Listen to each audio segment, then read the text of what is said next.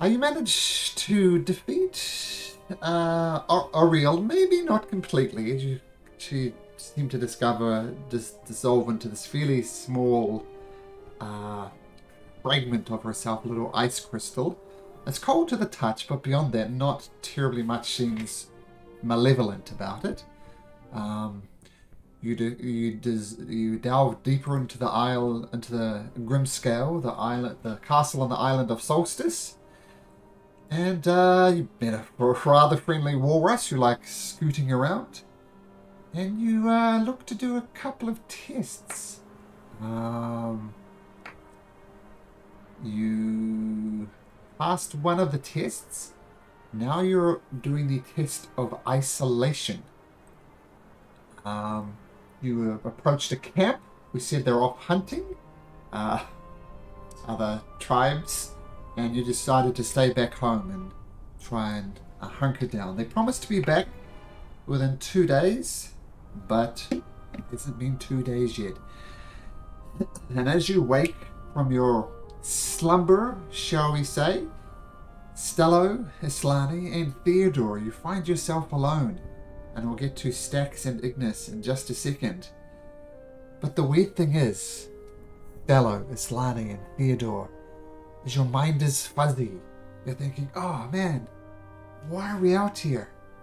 I got these two companions and you don't really have a vague memory of this elf and someone who sung songs and was quite nice. But everything's fuzzy. So, just quickly then, Mr. Ignis, can you pop over to the second voice channel for a second, please? Right.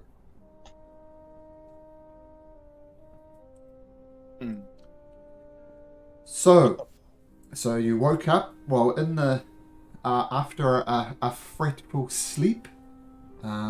You wake up and you find yourself completely alone. No one's there. You don't see anybody else, just yourself. Because Without anybody, you're completely by yourself. what happened? No. Where's everyone? Oh no. Yeah. And you find yourself just wandering around. You can't see anything.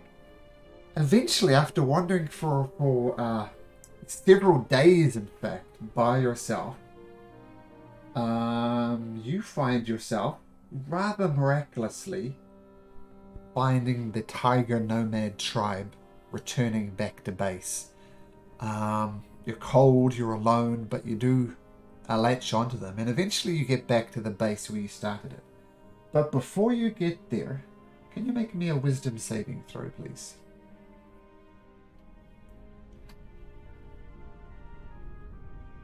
Working on it. Sure, no problem. Okay, that is not a success. Can you roll me a D100, please?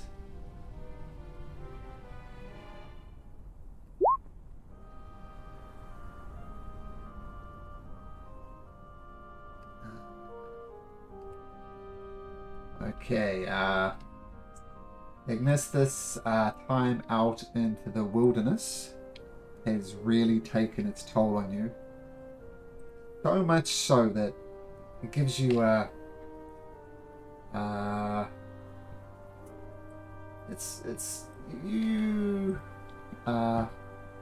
you think that is the most important thing for you, no matter what.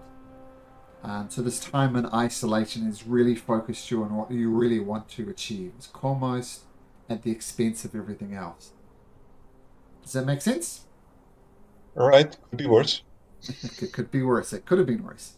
Okay. You want to jump over to the other voice channel? Sure.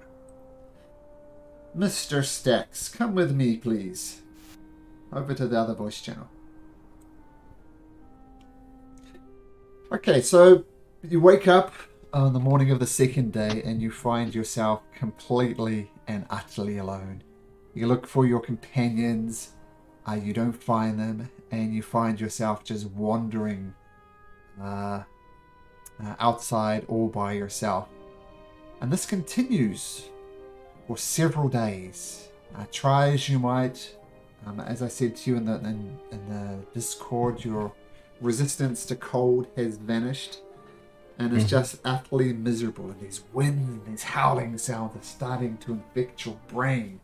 Can you make me a wisdom saving throw, please?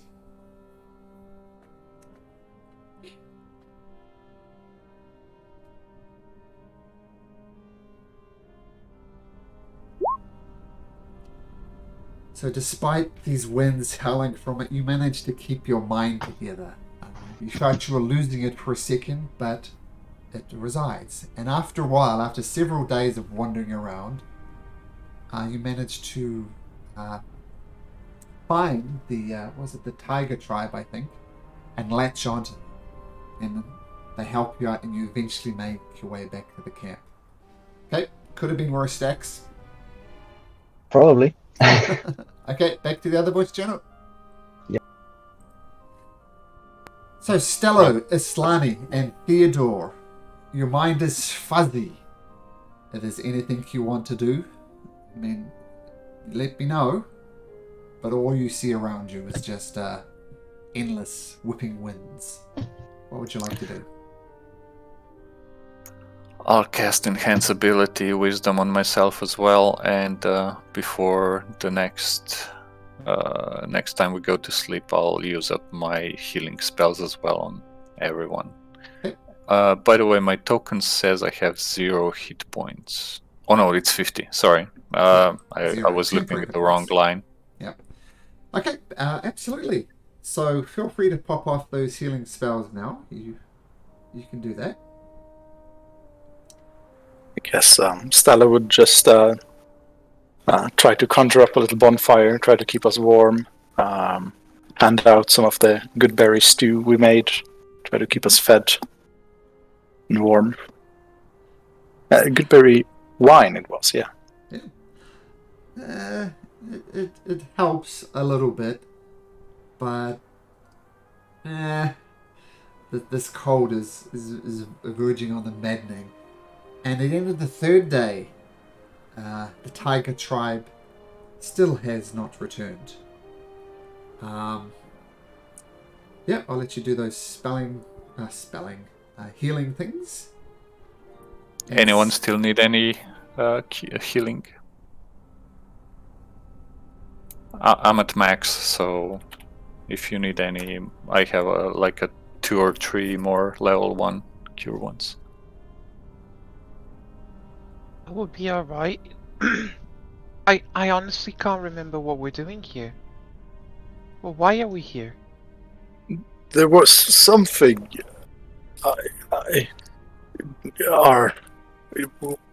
It's just the 3 of us, or was there more? Why? I can't seem to remember, but until this storm goes away, there's nowhere we can go. We'll just have to stick tight and try to carry through it. Gather around and try to be as warm as you can. I'll also cast Prestidigitation periodically on everyone to warm their clothes for an hour, and then just repeat it when they go cold again. Helps a little bit, but this wind is intense. So much so that I need Stello, Islani, and Theodore to make me a survival check.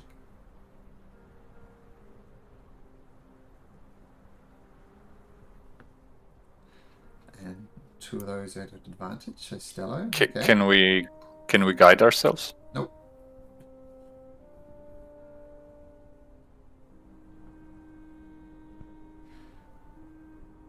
Okay. So with you huddling together and get as much warmth from each other's bodies as you possibly can, you fall into a fitful sleep, and you wake up on now what is the 4th day. And you do notice that Stello, Islani, and Theodore, you have 2 companions with you. Pretty much as you drifted off to sleep in this to misery, but it is getting colder and colder by the day. But it seems this night, at least, you have survived. Are we having long rests when this happens? Nothing even resembling a long rest. Fitful sleeps out in the cold.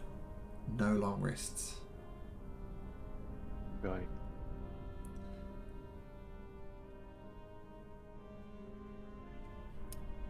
Is there anything else you wish to do?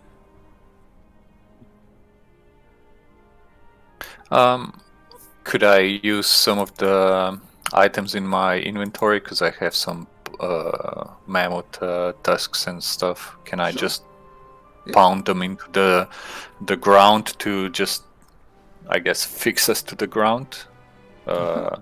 Maybe like give us a better chance of not getting blown away, I guess. Like you're almost creating a perimeter around the three of you? Is that what you mean? Yeah, something like that. And with the help of the ropes, just tie us to those. What do you call it? It's like pittons for tents. Except that we'd be using mammoth tusks and similar. Okay, got it. Stello and Aslani, are you trying anything? Or are you just hunkering down? Hunkering Sorry, down. guys. I had someone at the door. Nope. I'm back now. We're The just... the three of you survived the third night. You're all together still. I guess Stella would try to keep warm with the wine, create a little magic bonfire, and produce flame in his hand and try to hold it tight to his body and try to keep warm. Okay. Are we in a cave or something? No, you're wandering around. It's pretty much like the tundra, just endless wasteland. I mean, you've wandered around a little bit because why the hell not? Very Okay, unchanging terrain. I will cast light on my shield. Try to be a beacon of hope. Okay. I know this storm will go away. Just everyone, just stay together. Okay. Did I see any animal tracks or anything these days? I was wondering. Nope. Seems as if life has left this land for the meantime, so no, you did not find anything. Stello, Islani, and Theodore. A fourth survival check, please. I guess we no longer have advantage. Is enhanceability still on, or? Enhanceability lasts for an hour. So I'll Suppose say that's off then. Yep. There's 3 more survival checks.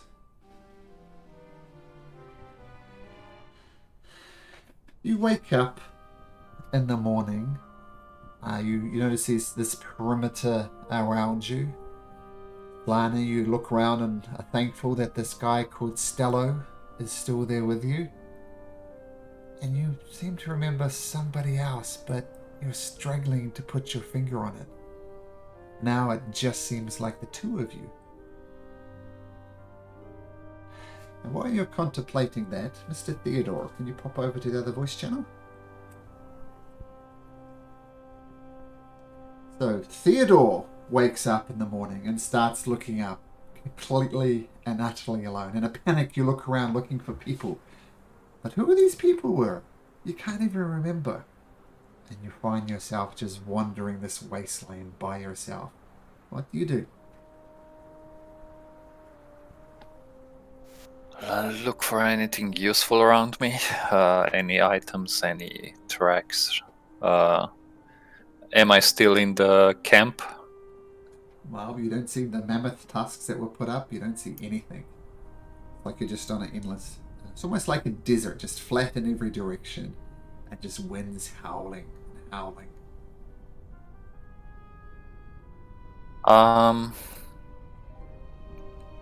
I guess I'll just pick a direction and start walking. See where I get. Because this isn't getting me anywhere. So Maybe... Maybe I'll try to walk in a spiral just to see if I can hit a tent that I remember being there at the camp, and then just going further. You start spiraling in an ever-increasing diameter. This goes on for days, and still you see no companions. You fall into a fitful sleep every now and then. And can you make me a wisdom saving throw, please?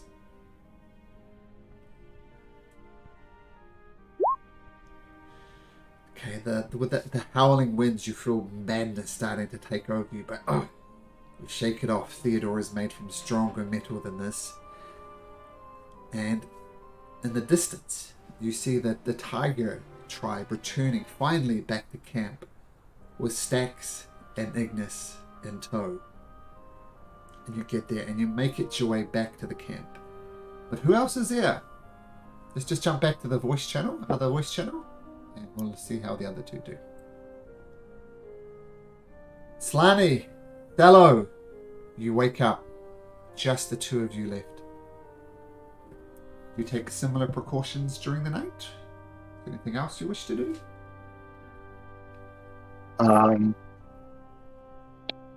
Panically look around, not really knowing why or where he is. So I was going to try to just look around, frantically look for someone or something. The only person you see is this cleric, Islani. I'm going to start trying to remember what brought us here. Mm-hmm. Why are we here? I'll give you a... What did you do? Make a wisdom check, just straight wisdom. A d20 plus your wisdom, which I imagine is pretty high. Fuzziness. Not sure why you're out here. You do recognize Stello. That's about it. Stella is going to shakingly, as it's freezing too much for him, try to ritual cast augury and try to somehow divine the best course of action. If staying here is the best course of action, it's getting panically. So you're looking with rolling. So what specific course of action do you plan to take within the next 30 minutes? Staying here. Or staying here with this strange person. I can't really recollect her name. It's all fuzzy. So the real question is whether staying with this person is both good for you or bad for you. Yeah. Okay.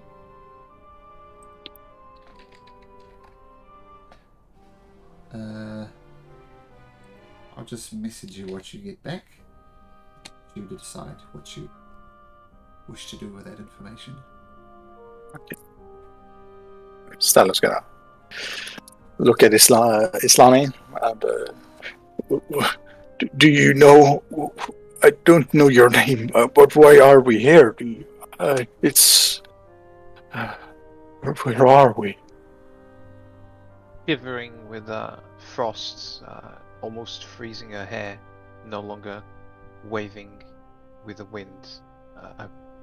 A blue eye behind the fringe, quite clear, and the face a bit shriveled from the cold as well. I honestly can't remember. Islani is my name. That is something I don't know. Have I heard that before? Stella. Vaguely familiar. I'm Stella. Have the gods abandoned us? Why? I can't seem to remember why we're here. Eldath wouldn't abandon me. Do you know of Eldath?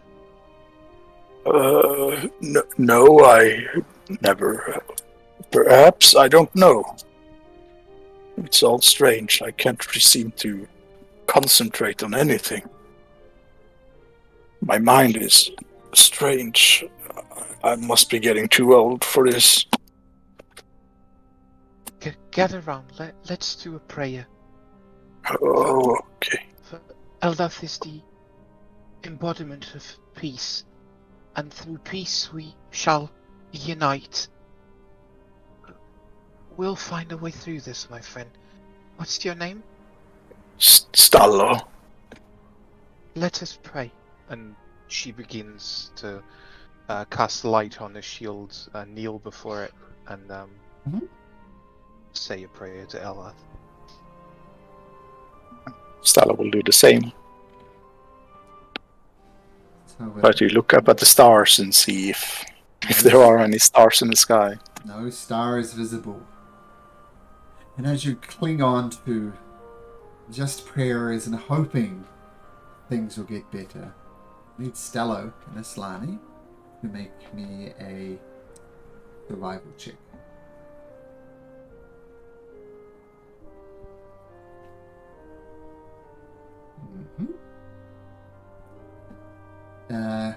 Aslani, you wake up, you're all alone. What do you do?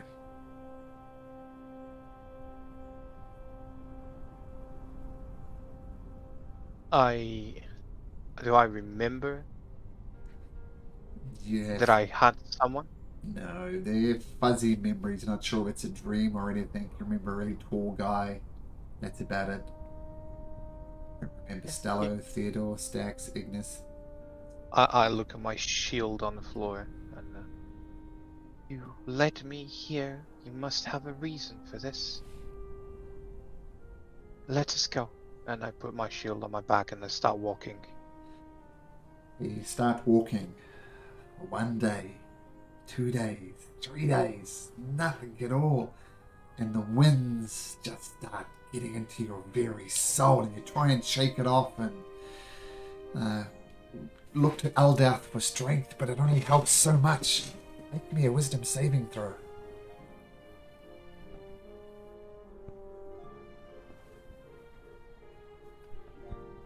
You try and get through to Eldath, but the pounding in your head is so much. It's too much, in fact. Can you roll me a D100, please?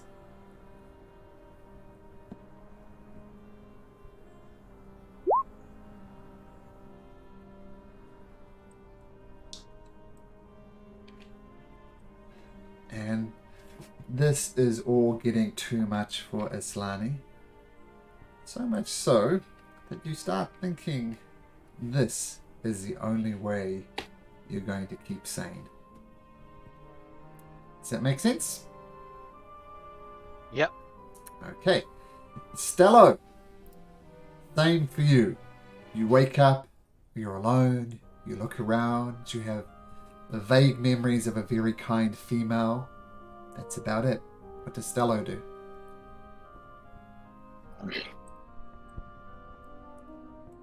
Guess I would do the same as last time. Try to frantically roll on his with his bone dice to cast augury ritual and try to ascertain if he should stay or go.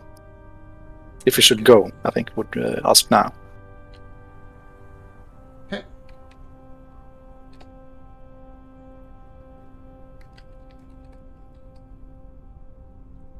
Oops, that's not Stello.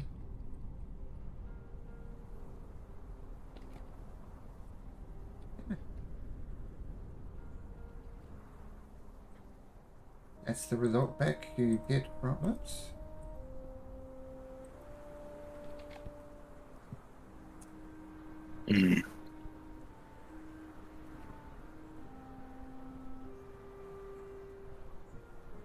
Stella is going to go try to look for someone or something. Okay, you start wandering. Days passed. Fitful sleep takes you and leaves you. This maddening wind is literally seeming to drive you mad. Can you make me a wisdom saving throw, please?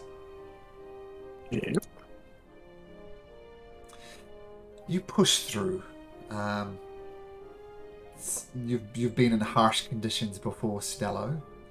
As I said to some of you, after wandering the tundra for a day, 2 days, you're unsure. Eventually, the tiger tribe manages to locate you in the wilderness. You're still lost, dazed, and confused, but you make your way back to this initial campsite where you were, and all your memories start flooding back to you. You recognize everybody, and you're back in the camp. What do you do? Is everyone from the Icebreakers here as well? Yep, everybody's back. Stax, Ignis, Theodore, Slani, Stella, you're all there. Oh, whoa, you guys. I thought he had lost you. How long has it been since we've seen him last?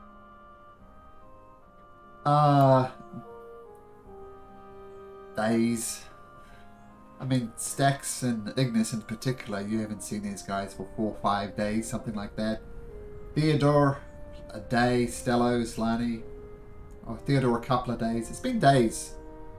At least a day since you've seen your companions, for everybody. Stella, I thought we'd lost you. I woke up in the morning and I guess I got untangled from all the ropes that we set up, and I started wandering. I guess the rest did pretty much the same. Just got confused, but you were everyone else was already here and we're still gone. We actually thought we lost you. It's good to see you again. It's great to see you guys again too. This feeling is the worst feeling in the world. No one should have to be alone like this. We made it though. Yes.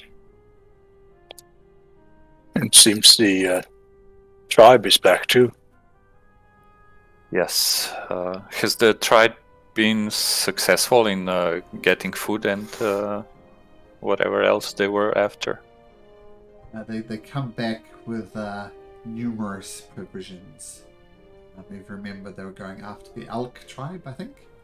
And it seems as though their raid has been successful. They said it would take them 2 days. It obviously took them a bit longer. And as you're contemplating this and looking around the tribe site, everybody visions fades once again, and you found yourself back in the castle of Grimscale. Right about here. Did this mean we succeeded? We have no idea. Let's hope what's his name? The creature will tell. Okuma or something, yeah. Stella's gonna rush out and frantically ask Okuma as he's stumbling through the door. How many days has it been, Okuma? Oh, you've been gone a while. 6, 7 days? Not sure. The druids were here briefly, but they left. This is bad. Yeah, we were supposed to return in 2 days. No. Oh no. Whee! We'll be stuck on this island forever. Your giant rats and the boar have gone too. It's just Ukuma. Looking slightly fatter. What are we gonna do? The family's probably alone on the shore of the sea. Yes, I remember we gave them some rations, good berries, and lots of rations actually. Yeah, but they won't last forever, and if we take another test like this, I mean... Stop caring about the family. Our whale left the island, and we have no way to. Can we even call him? Stella can call him. How do we get away from here? He said he won't wait for us that long. No. I guess he would wait around the island, but let's see. Let me just check my spell. To see how far I can send these messengers.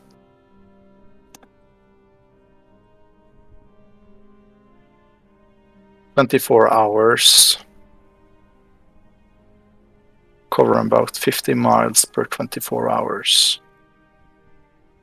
Can upcast it for an increased duration as well. Oh yeah, I can cast it at 3rd level and it would probably find him. Might still be good. I can always send a word to my monastery. I'm sure they will send someone to pick me up. Where's this monastery, Islani? Luskan. That's even further away. That's in... How many days travel would that be? It's beyond the spine of the world, so far. Up A to the couple spine of of the days world. by sea. Yep, that would be Hello. fair. Could we perhaps send word to your tribes that perhaps they could pick us up? I mean, I'm not worried about us. We've sent. Oh, you weren't there, of course. We rescued a family from some hags, and then we asked That part I a was. whale. Yeah, you were. Was, Okay, then I remember it wrong. Sorry. worries. Basically, we only had 2 days to return to the whale. Otherwise, the whale would have left them at the other shore.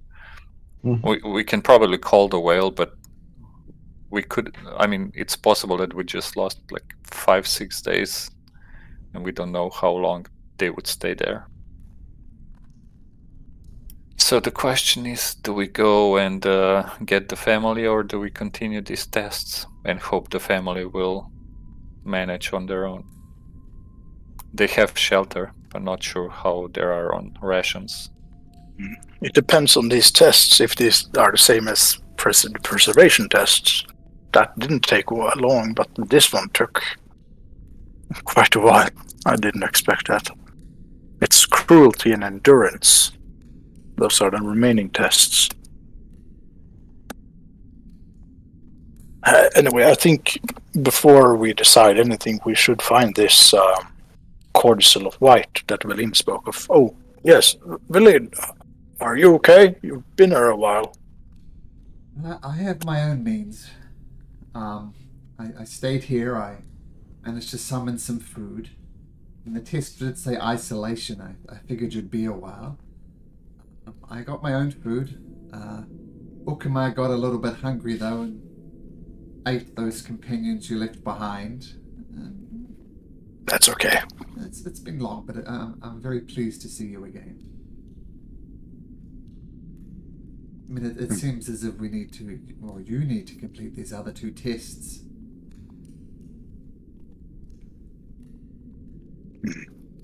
Let's see what happens if we try to go the way north.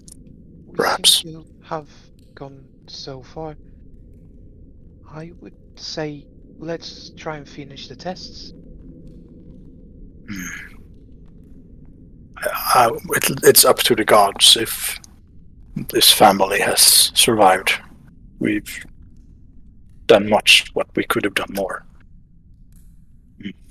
But what do you think? Should we, before we take the other tests, should we make sure that we could get our hands on a cordyceps of white as well? I seem to remember Ukuma saying something about a book up here. That the Frost Giants tomb was this way, Yeah. and that there was some treasure to the south here. Yeah, that's probably for it. Depends if the... Yeah, he said the treasure, the tests open the door to the treasure room, I think.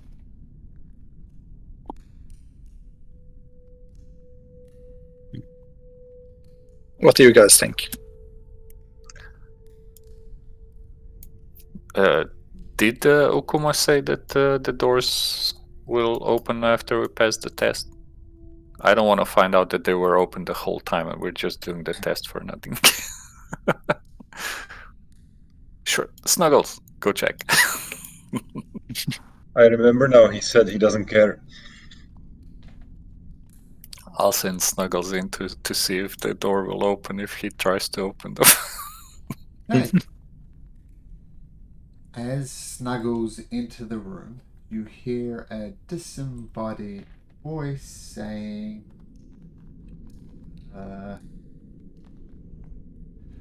you hear him saying, "The way is shut to all but those who pass the test of cruelty, endurance, isolation, and perseverance." Okay, I'll call Snuggles back. Yep, I guess we have to pass the test if we want to open the door. Let's continue with this. We are halfway through. We can do it. Let's go. Which one next? Endurance or cruelty? Neither sounds fun, but Start with endurance. okay. Do we see any labels or what? Just 1 second, because I want to play the sound effects on a Sirenscape. I did find this embodied voice. This is what it sounds like. It's strange, I can't get sound on Soundscape even though I'm connected and linked my computer to it. It's very odd.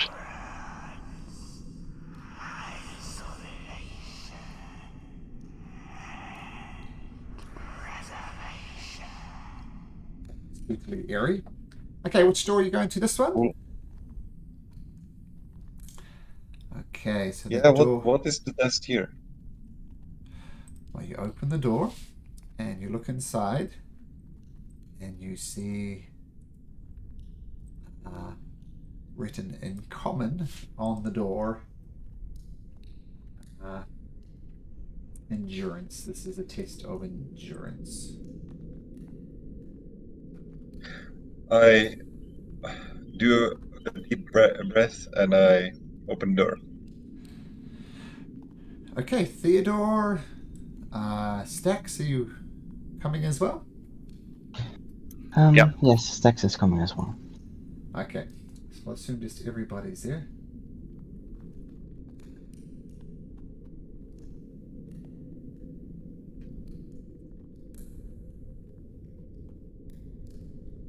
Okay, so once again, your surroundings vanish in a flurry of snow. When your vision clears, you'll find yourself in another raging snowstorm, standing at the edge of another Bridgehead's tribe camp in the process of being dismantled. The nomads work feverishly to tear down their tents and pack them onto dog sleds. A few of them brandish their weapons. A tall figure among them calls out, "We shall not lie down and die for your pleasure, emissaries of Oriel. Begone, vultures!" And you do notice above your head there's a little snowflake. Like you try and touch it, it's not real, but you can still see it.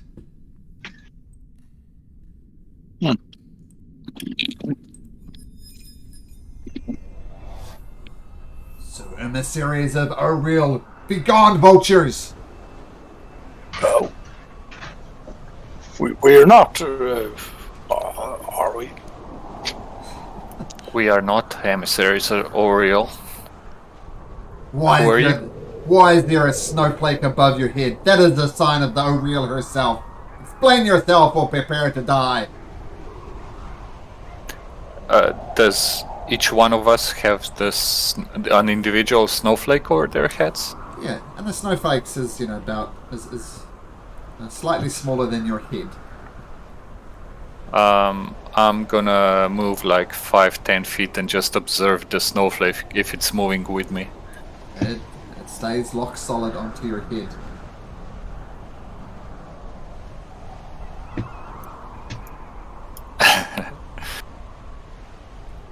We are not emissaries of that vile creature, but we are, as a way, being tested by her.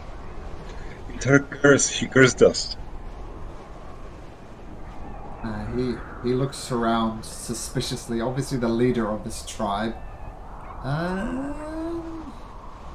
Who started talking? I think it was Stello. Stello, make a persuasion check at advantage. I just asked. I think Theodore should do it. I just asked if we are. Oh, okay. So it was Theodore then. Then Theodore. Persuasion? Yep, with the help of Stacks at the very least. He looks around and goes, "Now, you guys have been testing us and cursed this land. This place is no longer safe." You look around, it's pretty much like the tundra of the isolation. Help us pack up, make yourself useful at least.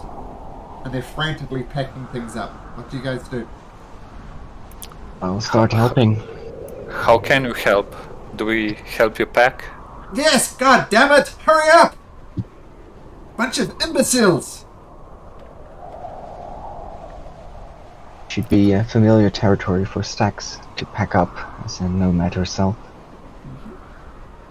I'll guide myself before I start working out because I'm not very strong. I was just about to do the same. Please, Same. hold my back whilst I carry this. And I'll send Snuggles to help out as well. So who was casting guidance? Theodore. Theodore? Islam. Islani? Stello. Everybody who's attempting to cast Stello doesn't work for some reason. Okay.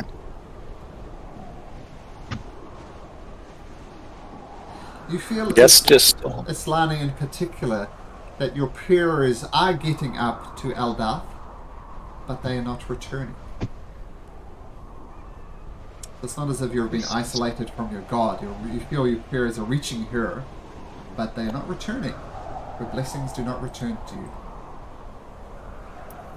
There seems to be something blocking the blessings of Eldath. It's like they can't reach us. Yes, my link to Moradin seems to have weakened as well. the stars do not help as well. I cannot feel Can his I- guidance. Can I cast light on my shield? You attempt to cast light on your shield, but that too fizzles. It doesn't have anything to do with my deity. My natural ability of casting light has vanished. Perhaps all sorts of magic is being hindered. I'll try casting prestidigitation on my clothes to see if they get warm. It too fizzles. Guys, Yeah. just start packing. It's obvious that magic will not be of aid to us. There's one way, and that's to pack and walk. Listen to the damn elf. Stop talking about your doom gods. Pack and help us go. Stop your yabbering.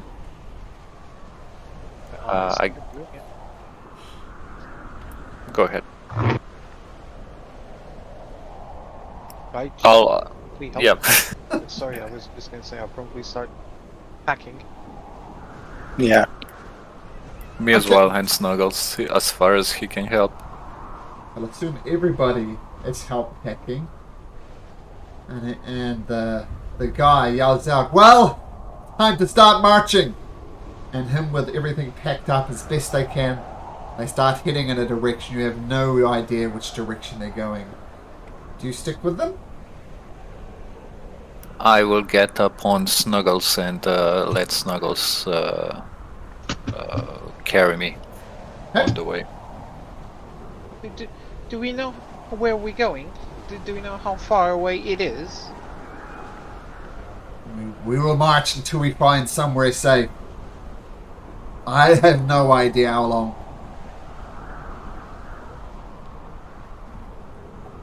Then we march. And you march, and you march. Theodore, you're getting a little bit of help from Snuggles. But you march for a good hour. just piercing through the snow. You notice the nomads around you there just gritting their teeth. Not much is said. And I need everybody to make me a Constitution saving throw, please. Nice. Nice. I think we're missing one. Who are we missing? Islani. No, not Islani, sorry. no. Ignis. Ignis. So after the 8 hours, you push through for another hour. Islani, Stello, Stax, Theodore, you're pushing through it. But Ignis, you start to stumble. Ignis, you have 1 point of exhaustion. The wind is really getting through you.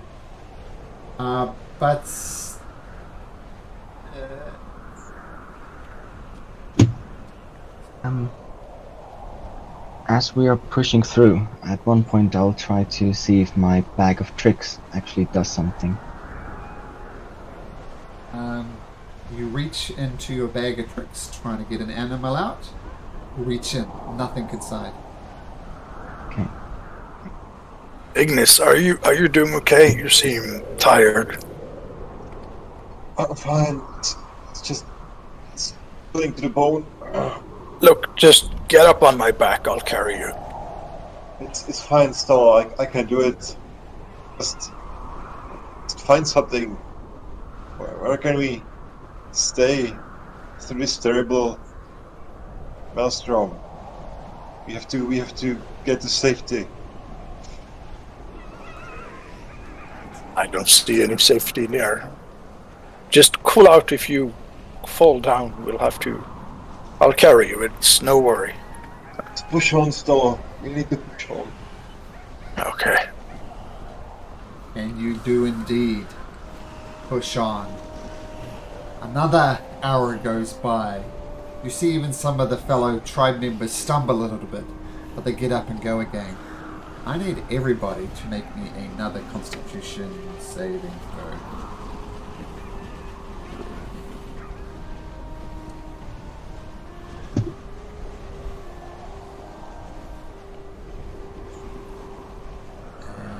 Islani, Stello, Dax, Theodore, Islani, you continue to push forward. Ignis, you stumble again, and you're in fact now moving at half the speed of them. You're stumbling, people are dragging you along, trying desperately to keep you up. What do? Ignis is really suffering. Stella's gonna just go over and pick her up. This is what's happening now. Don't worry. We'll keep you safe. If you let him, of course. I would say something, but I'm freezing to say anything. I'm just like. This is okay. We're gonna keep you safe.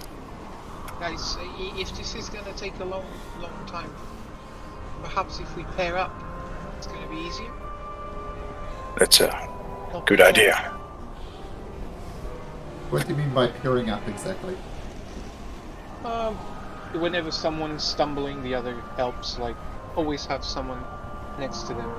Okay, so buddying up. If someone tires up, like it's carrying too much, give something to the other person and then change again and then change again. Like. Oh, I see. Okay, so almost moving around the heavier items. Yeah. Okay, got it. Good idea. So I shall take that into account as Stello.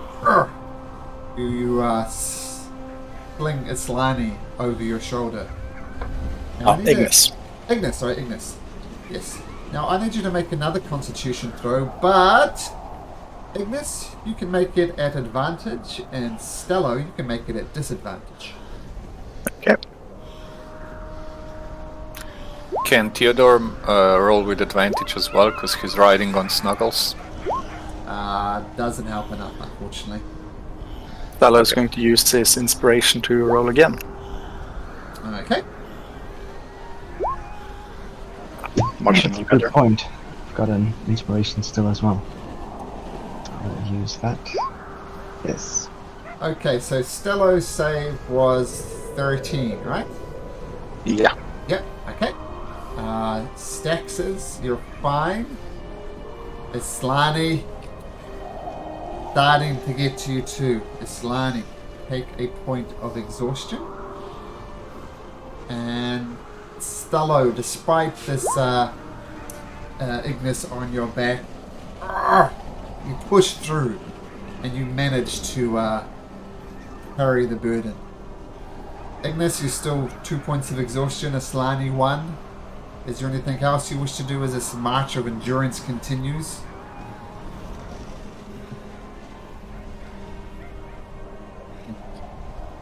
Not much to do, I guess, but soldier on. No magic to have, so. And even as those who are not technically exhausted, you can tell that this wind is getting harder and harder, and to avoid exhaustion is getting harder and harder as well. Sorry, somebody wanted to say something? I just wanted to ask if the items that I used in the previous test remain there, or do I still have them? The items? I used the mammoth tusks to hammer them into the ground. Yeah, you once you get back to the camp, you find that you actually weren't that far away from the camp to start with. So any items you use, like the mammoth tusks, you get back. So that's fine. And Okay, you push thanks. on for a 4th hour. Same rules as before. Stello disadvantage, Ignis advantage.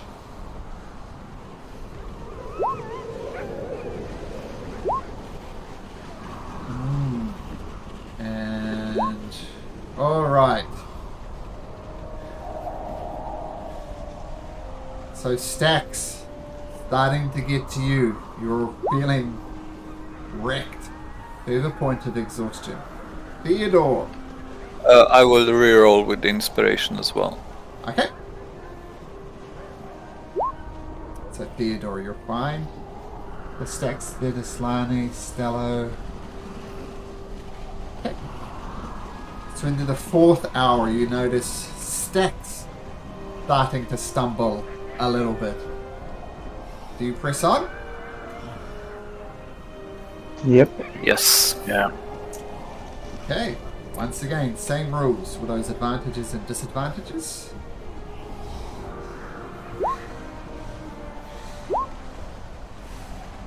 I'm going to. Can I use Cosmic Omen as a reaction to add a d6 to Islani's robe? Or is this fizzle out, like you said? It's not magic, but it's class feature, so. No. Okay. You can try it, but it won't work. Okay. So who are we missing? We are missing Ignis at advantage. Oh, there you go. Dallo, turns out carrying Ignis on your back is getting too much for you. And you stumble and you fall. Oh shit, Islani is starting to stumble and fall too. And Stax as well. That's 2 levels of exhaustion, right, Stax? Yep. Yep. So, Ignis, Islani, and Stax are all slowed down. And still, At this marching. point, Theodore would offer the help of Snuggles to anyone who's exhausted, and he'll continue on foot. Okay.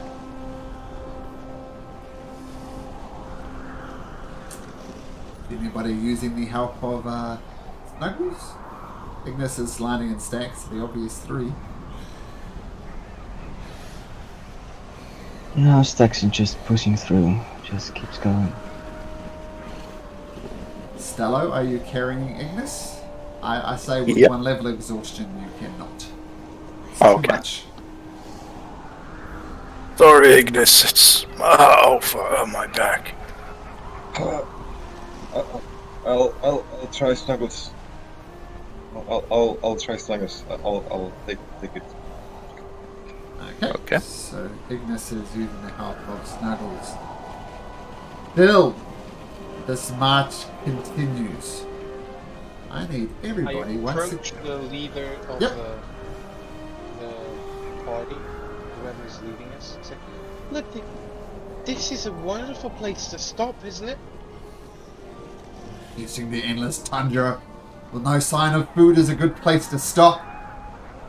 You should listen to your elf friend, at least she has a head on her shoulders. She knows what we need to do.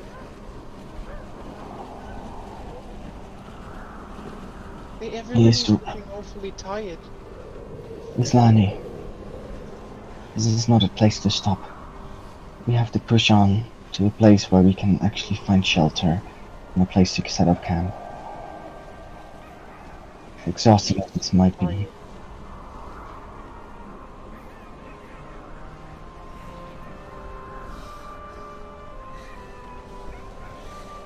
And press on, you do. Once again, everybody. And it's getting harder and harder, by the way, so everybody make me a constitution saving throw. Oof. Oof. I love that sound. Okay, so let's go through these. Dex. 3 levels of exhaustion. What does the 3rd level do? Disadvantage on attack rolls, I think? And saving throws. Oh, interesting. Oh, fuck. Yep. Stello, without the weight on your back, you push through. Theodore, still no points of exhaustion. Ignis will take your first roll of 16, which is just good enough. And Aslani, you're fine.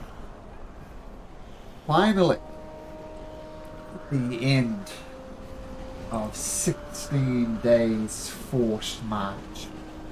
The winds start to die down.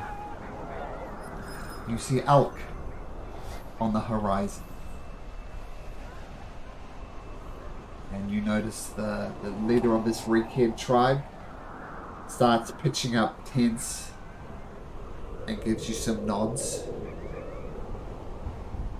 And once again, swirling mists surround you, and you find yourself back in the castle of Grimscape.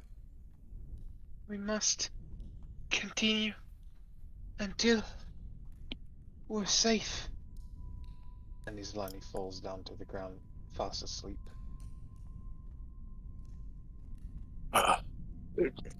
Good. I'm so exhausted. Can we put up a little... Do you have that little dome of yours, Ignis? Yeah, that would be really handy right now.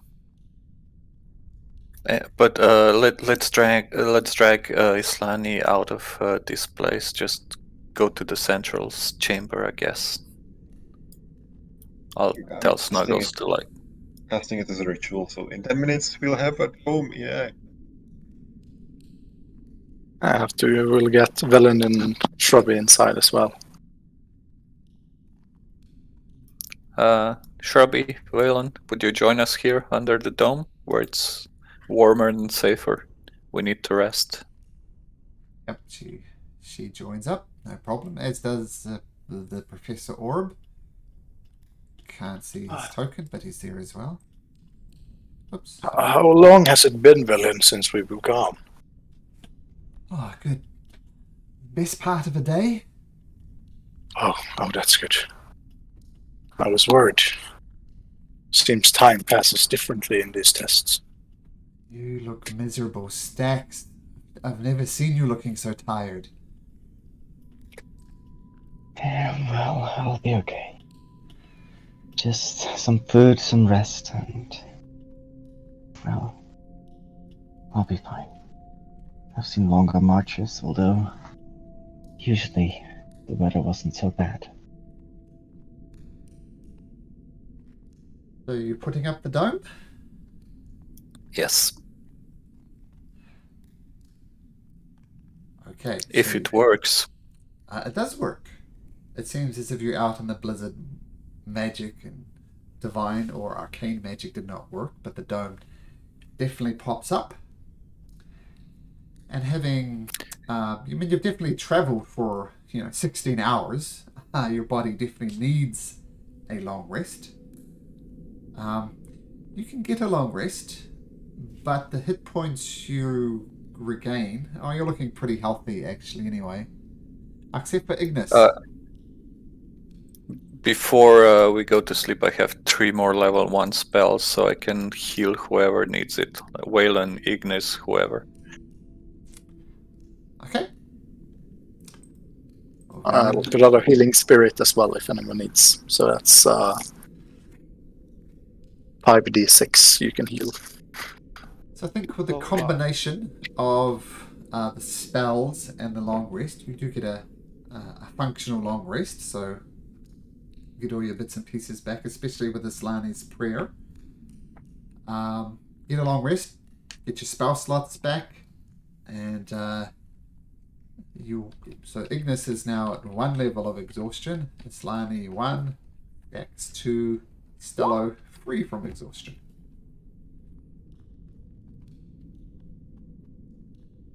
Also, Waylon has all the hit points because we healed her. Don't make me do that, but that's easy enough. So, are we doing the last test today? Are you feeling up to it? You still look. Some of you still look exhausted. We have to finish it. It's last test. Yes. Is the last test the test Yes. of cruelty? Yes. It is. Is it okay if I don't go with you? I Perfectly feel- fine.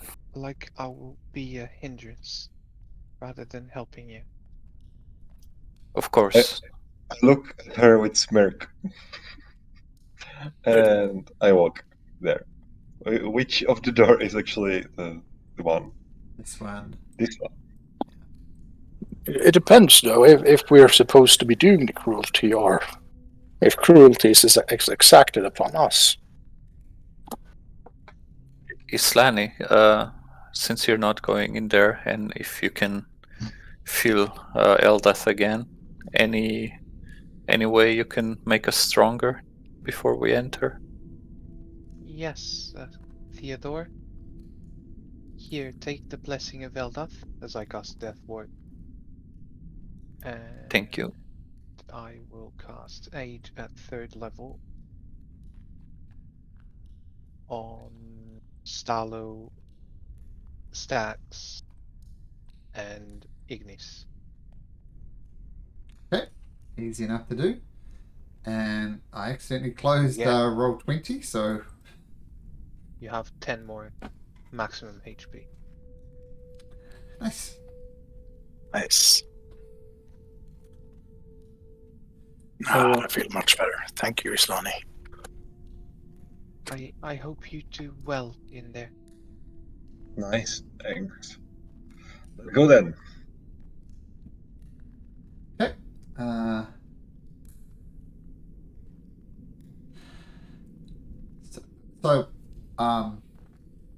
Rebooting roll 20. So just imagine you open the door and went through with Islani staying behind. And once again, the surroundings vanish in a flurry of snow and ice. When your vision clears, you find yourself standing at the edge of the camp. Its tents holding fast and against a raging blizzard. You don't see anybody outside, presumably hiding from the blizzard. These tents holding fast. What do you do? Well, I'll we scout approach for one of the enemies. tents. What was that, Stacks? No, Stella was. Stella? Oh, no, just scouting for enemies, be on guard, looking for anything that looks hostile. Well, make a perception check with disadvantage given the conditions. Oh. Pretty good. You do look around the camp. You do notice movement inside the camp. There's someone inside the test. But you also discover some sled dogs on the outside. They're very obviously dead. If you want to work out how or what... I think this even works without a medicine chest. You can tell these sled dogs, pretty much only their bones remain. It's not as if they've been rotted. You think they've been hacked up for some reason. Possibly for their meat, possibly for some other thing. But something has butchered these dogs. Guys, be on guard. I noticed some movement in the tents. I do not know who or what, but be on guard. Does my Stax! Stello Theodore, is that you? Come inside from the cold, goddammit! Who are we hearing? Yeah. Do You're you hearing the recognize it? voice? You do recognize the voice. Pop quiz, who is it? Garrosh? Mm-hmm. The ice method. Oh, it is the voice of Garrosh. Oh, Okay, I'll Garrosh. approach and keep an eye out on the surroundings, though. Okay, By the way, did my prestidigitation work when I tried it? yeah, magic's working fine. Yep. So no problem. Then there. just before we enter, I'll cast Bless at second level on all four of us: Ignis, Theodore, Stella, and Stax. Okay, so the tent flap opens, and there is, in fact, your old friend Garrosh, and says, I'll try and do the work. Come in from the cold, boys. Come in. Come inside. These are dire times. Come in. I think I get a DM inspiration for that.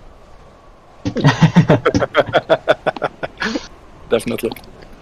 So you all But yeah, come in, sure. and it's Garrosh welcomes you in. And Ignis, why don't you invite let Islani, the player, know who exactly Garrosh is and why you know him? Because that's kind of cool. Right, yeah. It was my previous character. And he left the party when he won the leadership over a tribe. Of a tribe over his mother, who dumped him in the ocean. So he basically revenged himself and got leadership of a tribe. What do you want, right? Just a thing that happens. Yeah, it's very cool. So his character walked away, but now walking back in, it seems. What? It's great to see you, Garrosh, but what is going on? We noticed. Are you here all alone? Where's the tribe? There's a couple of other members of the tribe in here. Well, our numbers have... Well, it is no doubt a blessing to see you all again. I can only imagine what you're doing out here in the tundra. Things are bad. I mean, I took over this tribe and we wandered, and things went well for a while. But then this blizzard just started, and it hasn't stopped for what seemed like weeks now. We've tried to ration as best we can, but quite frankly, we're starving outside here. We've called upon our clerics to generate food, but even that doesn't seem to work. I assume you've seen the sled dogs out front. Well, it's a great sacrifice. We've had to eat the dogs. And it saved us for a few days, but... Oh, maybe there's some dark decisions we have to make, but... You're my old friends. If you have any type of suggestions how we could eat, we would very much appreciate it. How many of the tribe's members are still alive? How many of there are you? We started with about 40 when I left you. Now it's down to about 20.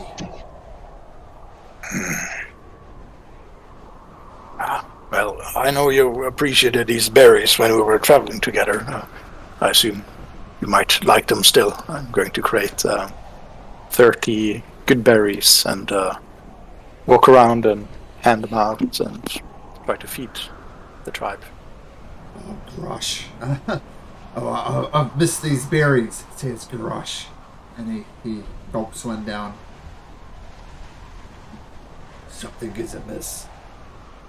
This just appears to be an ordinary berry. It does not end this aching in my stomach.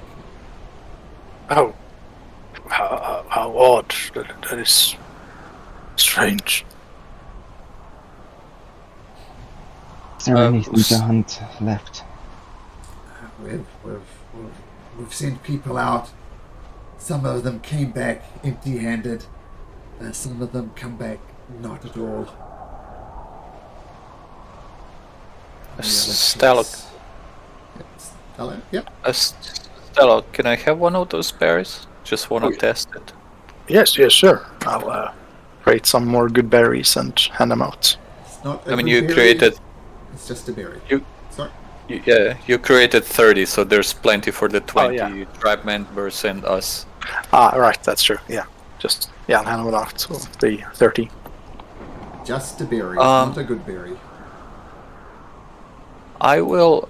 do you have like a bucket or some dishes? Maybe some plates? Or mugs? Some containers for storing food. I want to try something.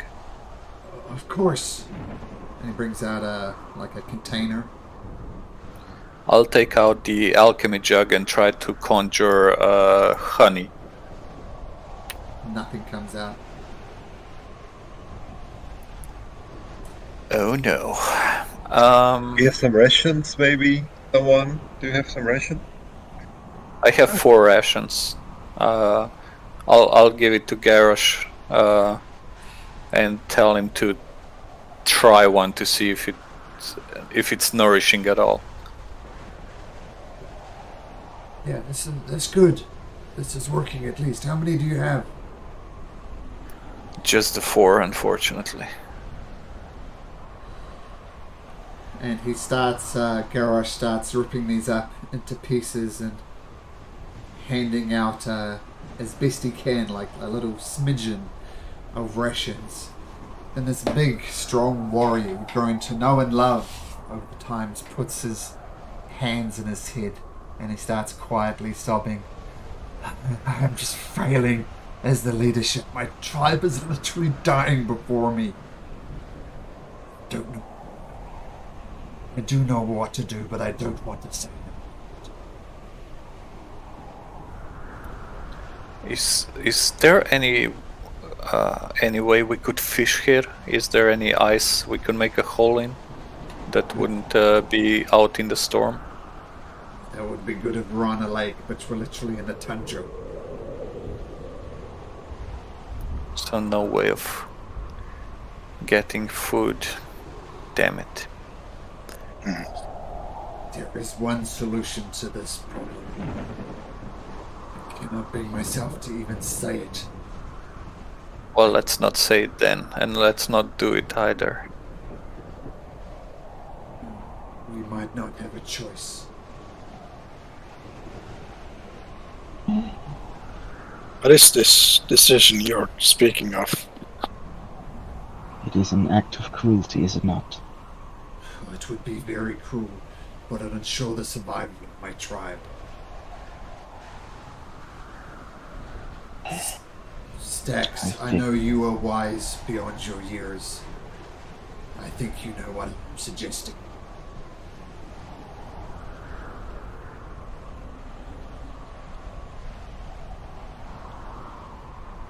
To sacrifice the weak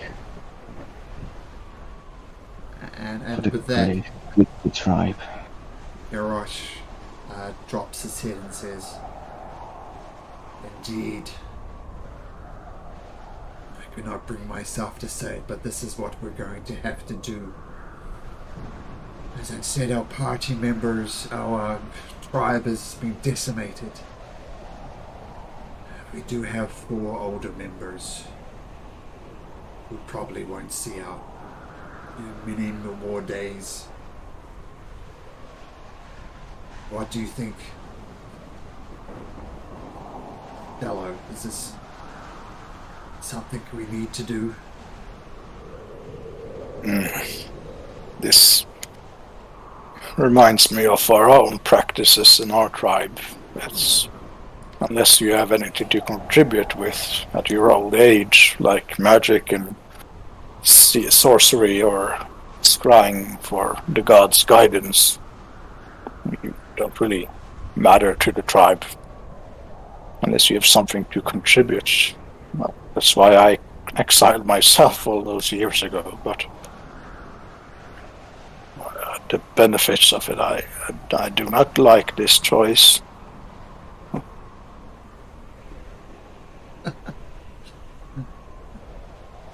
Theodore? I'm not volunteering. I'm not hungry. But I guess if one death would keep the rest alive, eventually I guess you would do it anyway. Or people would start dying on their own. So I would rather not partake in this, but if you decide to, I'm not going to stop you. Do it. You, I do not know you. Is Garrosh kind of talking to himself? I'll do anything to overcome this. I'll do it for you. Garrosh shakes his head, hands Ignis a knife. They're in the next tent over, and he points over.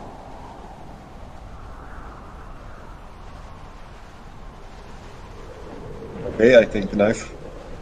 Okay. I'll take my scimitar and I'll follow and join him. So, Theodore? I guess I'll take my trident and follow the others. I don't need an army. Come on. Not yet. When I see him take out a trident, I say, "That's not a weapon for clean and quick death." We are not gonna eat mammoths. Have you ever given someone a quick and painless death with a knife?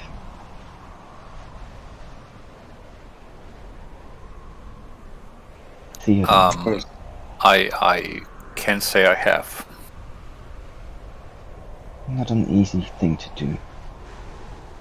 Are you sure you're ready for it? I mean, I guess I can try using a bow. I mean, a trident's still a better thing than a dagger. No, If you hit the heart.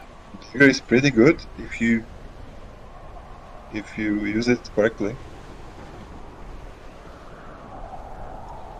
I mean, out of the game. If we like use the dagger to kill someone, you can kill someone pretty quickly. Unless you really use the damage dice, which is like 1d4 or something, which is nothing. I'll put it this way. When you enter the tent, you see 4 very frail old people. You figure it's not going to be hard to kill them. It stacks. You've probably sacrificed animals or killed animals in your nomadic travels. You know how to quickly put these down, but it's going to be an easy kill.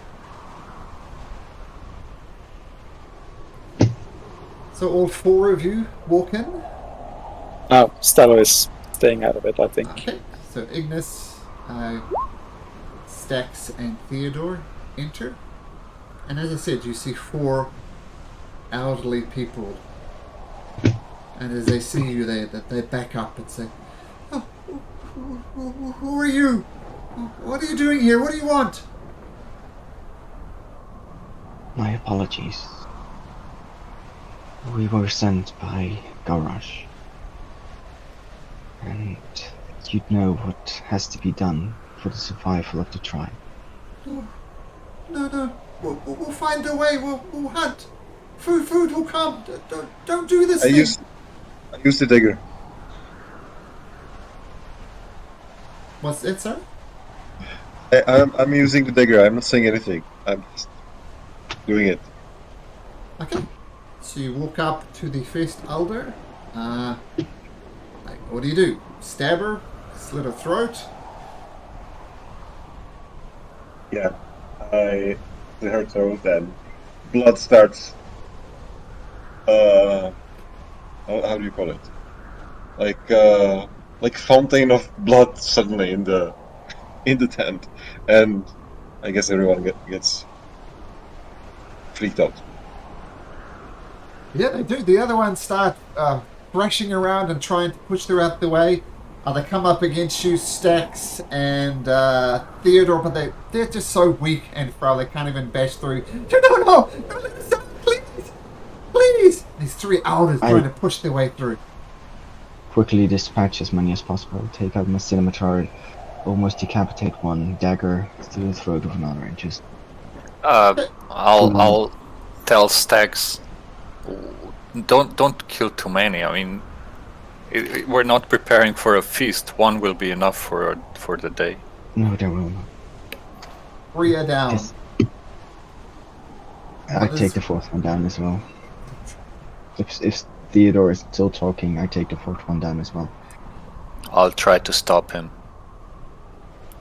I'll try to defend the one that's closest to me. Okay, so why don't we roll initiative? See if Stax gets this last act off before you do it. So Stax, if you're highest on initiative out of the three that are in the... Oh! That's going to be a hard one to beat. Yeah, I can't beat that. Theodore, you can't beat that. Oh, look at those! Should have saved all of those for combat. So try as you might, Stax slits the throat of the fourth elder. And they all fall to the ground dead. If we have let him live for longer, he would have consumed part of the flesh, and the flesh would have gone wasted. All in its life. Are you going to leave them in the ice now? To preserve them until they're hungry again? Probably freezing in the tent as well, no? Probably freezing everywhere. I start butchering them, gathering the blood for blood sausages, and just make sure that these bodies is used and can be used for sustenance. Garrosh, hearing the screaming of the elders dying, pushes his way into the tent, doesn't say anything, and starts assisting Stax in butchering these people. Theodore will join Stallo in the other tent. Okay, Ignis? I'm sick from that, like killing someone, okay, but butchering them, I'm leaving. I'm good, guys. Okay, cool. See ya. So Stax and Garrosh continue their gruesome task. Garrosh locks eyes with you for a second, Stax, gives you a nod, and carries on. I say, I'm sorry we left you. The times become better. What does Garrosh say, Peter?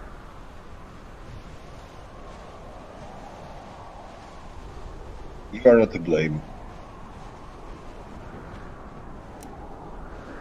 We could have done something, but I chose to stay in the tundra. It's my fault. You're doing the best you can for your tribe. But it's not helping, Stax. Look at this. Look at what we are doing, and I look at my bloody hands. We are literally slaughtering our own. And you should leave. Leave this place. Leave area of the Frost Maiden. Find better ground. You should have some meat for some time of travel. Take your tribe and leave.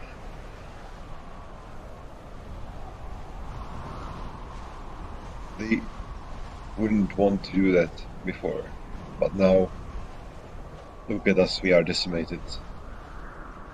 We cannot survive here any longer. I think now they'll go. But I have to stay strong now. I can't let the feelings. This, I have to go on for the tribe now. I have this to was go a cruel on necessity. anything. We must go on indeed. He continues butchering the poor grandpa and goes on without a word. Leading a tribe is not so easy, Garrosh.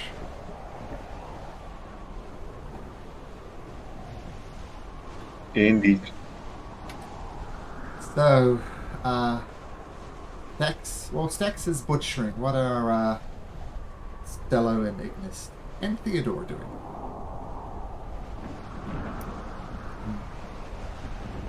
I'll say I couldn't do it. Test or no, that's just not something. I couldn't watch innocent people be slaughtered. I tried to defend one, but I wasn't quick enough. I understand the need to save the others, but I mean, and they're not suffering anymore. I'm not making a good case for my own decision, but I'm sure you understand. You stayed here in the first place, and then I had a crisis of consciousness, I guess, when I got there. It's nothing to feel ashamed for, Theodore. You got a good heart. Don't let this place take that from you. I'm not ashamed of trying to protect them. If anything, I'm ashamed of going there in the first place. Okay, I understand this is... I'm not sure, is this even real? These tests, time passes, but it's strange. And is this the real Garrosh, or is it an image of him created in our minds by this strange place, or is it an illusion? I'm terrified, Theodore. Ignis, this is... We can look for Garrosh when we are traveling the frozen land again. If we see him, we'll make I guess we'll make certain whether this was real or not. But remember, it was created by a goddess. She has powers. So I wouldn't be surprised if this is indeed reality. Mm-hmm. But on the other hand, how could we tell if this isn't reality, right? We can't, that's the problem. Not yet, anyway. I'll have to send a messenger for Garrosh when we get to mainland. This is just an illusion. That's a good idea. It's too cruel and fate to have this happen to you. I mean, we left him in good spirits. He was so interested in leading this tribe, and I hope this is not what is fated to become of them. Blizzard was going on for a week. What if we caused it by killing Oriel? We've been in the isolation test. What if we caused this tragedy on them? It could, but it should, on the other hand, reduce winter and blizzards and the strange weather in Icewind Dale. I mean, from what the Frost Giant told us, Ariel is manually doing this by traveling in the sky and casting her spells. She can't do that now. It would make sense if she could still affect the weather in this way. maybe it wasn't Oriel that we killed, but like just a part of her. I mean, can you imagine us killing an actual goddess? I was surprised she didn't outright kill us all the second she saw us. Like, it was a bit incredible that we even had a chance against her, let alone kill her. I don't think we got rid of her. If we had Islani here. But Islani wanted to speak with her and Oriel didn't want to at all. Why? Seems Well, strange. I guess we can wait for the test to end, and we'll go back to Islani and we can ask. Almost on cue, as you say that, your vision fades once again, and you'll find yourself back in the lower levels of the dungeon of Grimscale. Noticeably, though Stax does know how to butcher, she still has blood on your hands. Would that be fair, Stax? Yeah, that'd be fair. Yeah, so you appear, they come back to you, Islani, and Stax. Before we leave the hallway and go back to Islani, I'll use prestidigitation to clean off the blood of everyone that's bloodied. I don't want Islani to see it. Islani, make a perception check.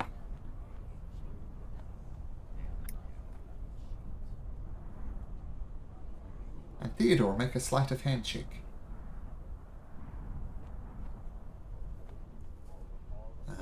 Islani sees exactly what's going on.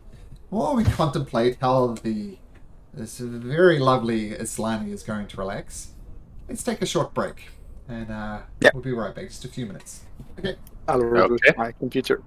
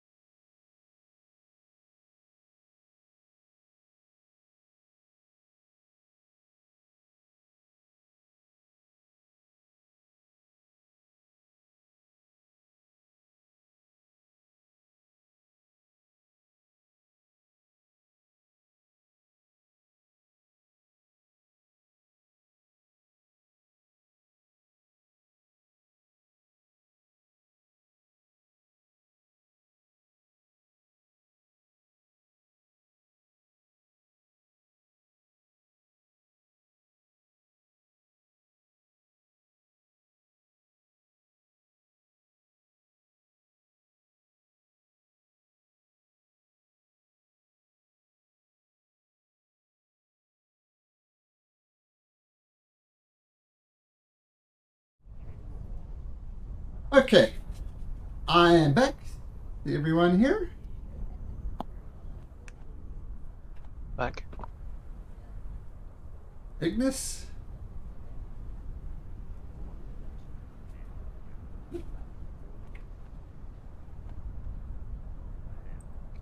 LOCA stacks. Just Ignis? Theodore? Ah, okay.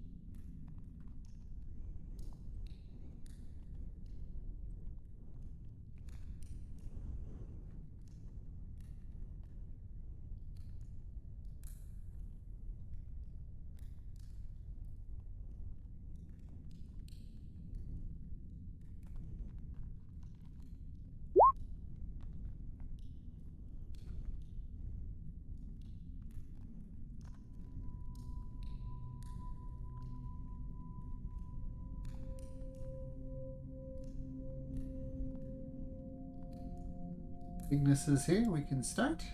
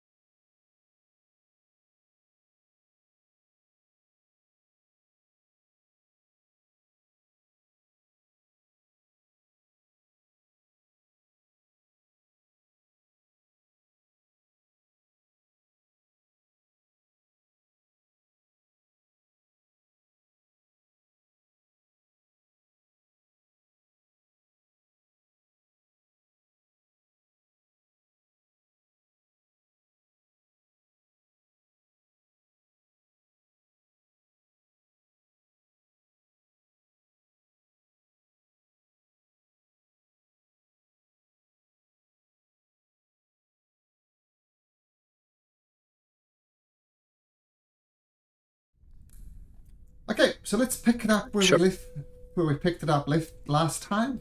You return back. Theodore, you try and clean up the blood on Stax's hand, but Islana, you see very much what's going on. Noticing that none of them look harmed, but still trying to hide the blood, I'm going to look at them and smile and just say, I'm glad you're not injured. Did you succeed? Stella is just going to look stone-faced at Islani and say, it was for the better that you did not join us.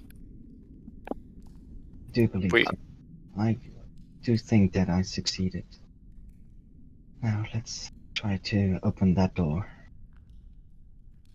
Well, since I didn't pass this test, Stax, maybe you go and try to open the door. And I will. I'll approach the door and try to open it. Okay. A villain and the professor all come eager to see what's behind the door. Stax, before you enter, could you maybe do the detect magic ritual and watch out for traps? Just because somebody promised us treasure doesn't mean they're willing to give it to us. Understandable. I'll do as he says and take Okay. 10 minutes to cast detect magic, and afterwards carefully approach the door and check for traps along the way. Okay. And before she goes in, I'll also cast Bless on her, myself, and I guess Islani, Okay. just at first level.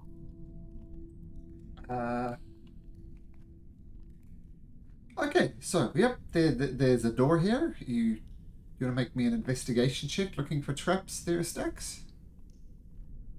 Mm-hmm.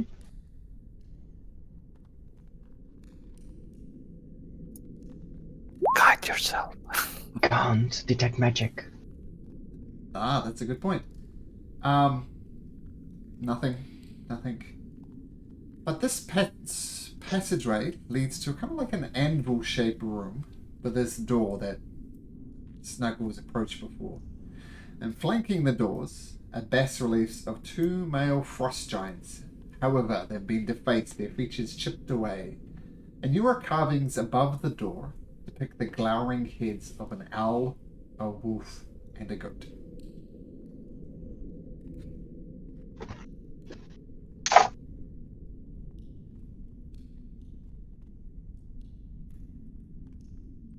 I try to open the door. The door swings open.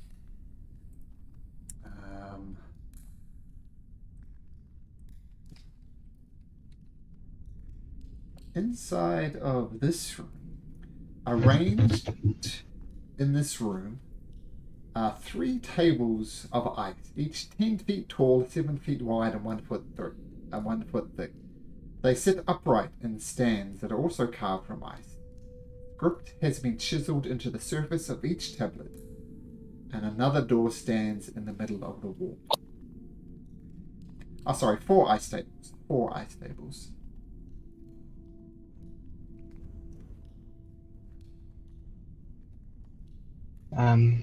Anything magical that pings? No. I step forward again to the next door and keep walking. I'll have Snuggles follow Stax just in case, but I'll keep back. There are inscriptions on the table. What do they say? Can I read them? Yes. The first one, it kind of says cruelty. And it says, compassion makes you vulnerable. Let cruelty be the knife that keep your enemies at bay. Then another one says, endurance. Exist as long as you can. by whatever means you can. Only by enduring can you outlast your enemies. In isolation, in solitude, you can understand and harness your full potential, depending on others make you weak. And then preservation. Every flake of snow is unique, and that which is unique must be preserved.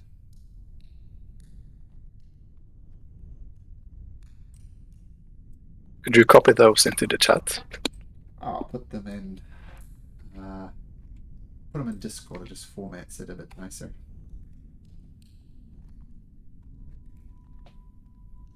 Thanks.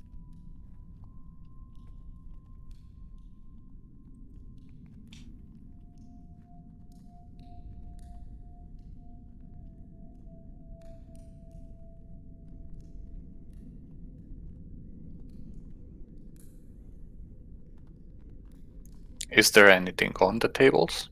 Nope, just those inscriptions.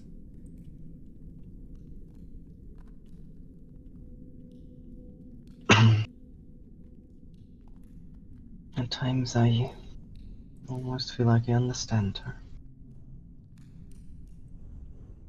And then I walk through the next set of doors, or at least attempt to. You do so successfully. And this chamber is a dome ceiling engraved with a giant snowflake. Two carotids. I had to look this up. Does anybody know what this word means? I had to look it up. Nope. Nope. No art majors here. You know how sometimes you see pillars and the pillars are carved to look like humans? Kind of forming pillars? That's a carotid, apparently. I didn't know that. So two carotids depicting a towering woman stand on either side of the south door. In the middle of the room is a 5-foot-tall, claw-shaped lectern with a white-covered book on it. And Valen says, "Oh, Valen, this is surely the Codicil of White." And she looks as if she wants to grab it. I step forward, and just to make sure that she doesn't grab it before me. She wants to And grab it, then but she can't quite bring herself to do it. I step forward and try to pick it up. Is it magical? Yes.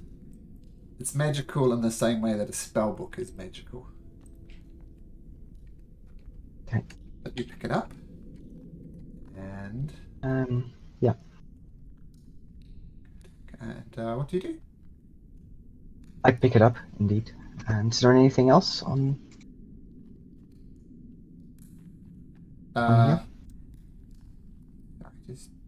There we go. So, just make one adjustment here.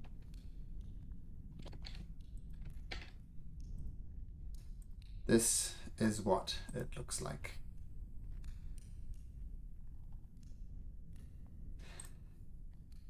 Yeah.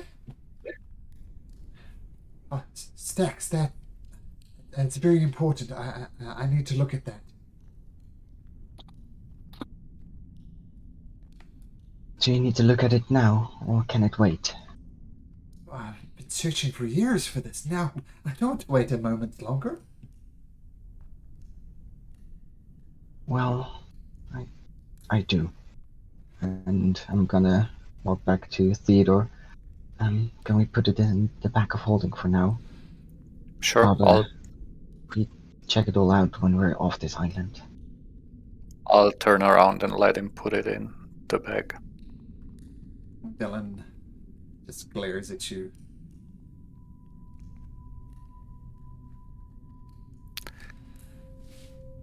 We'll have plenty of time to look at it on the way to the coast and then on the way back to the shore of the Sea of the Moving Ice.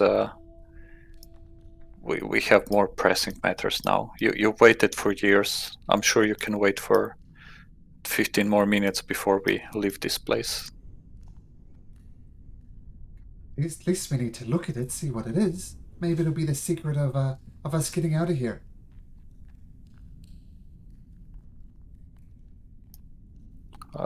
Let Stax finish her business here, and then we're leaving. We're still Um, in danger here. Let's just try to get out of here and back to Alm and Jurik. I think we should just try to get off this island. What about this door? Is there a door? Yeah, there's one more door. Ah, sorry, did not notice it. Then I'll open the next door first. Okay.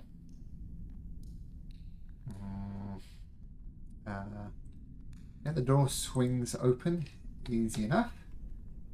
And inside of this, beyond the door, is a small room filled with mist. And chunks of broken ice cover the floor.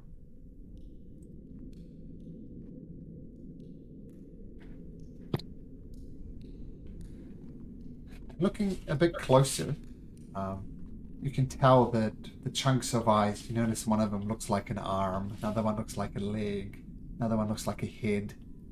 Almost as like there were ice sculptures in here, but they've toppled and fallen and broken.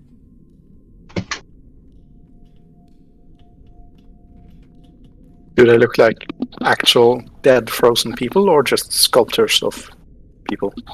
Hard to tell from where you are. You'd have to get a closer look to obtain that, to ascertain that. Shall we look inside? Okay.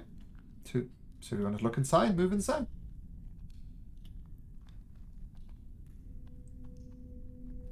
Stella, can you pop over to the other voice check for a second, please? Okay.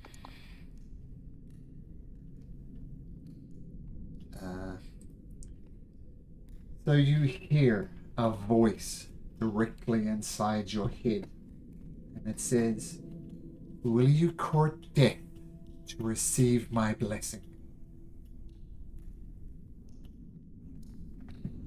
What do Will you you mean? court death? That doesn't reply. You just heard that in your mind. Will you court death to receive my blessing?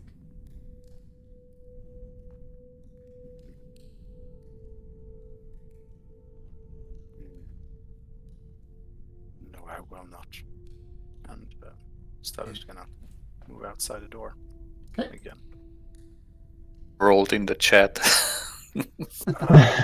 There's a voice came to my head when I stepped inside and asked me if I want it would give me their blessing if I wanted to court death. I do not know what that means, but I did not like it. Let's move. Let's get going. And I already start heading towards the exit. Sorry, Stella, what did the voice say? If I wanted her blessing, I assume this is real. It asked if I would court death. Will you court death to receive my blessing? Yeah. I assume it's beneficial, but But you become undead or something like that.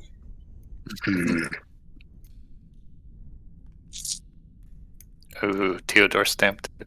Or better said, Craig is tempted, not Theodore. Last time we were supposed to get the blessing, we got cursed, and we got spooked by some freezing ghost.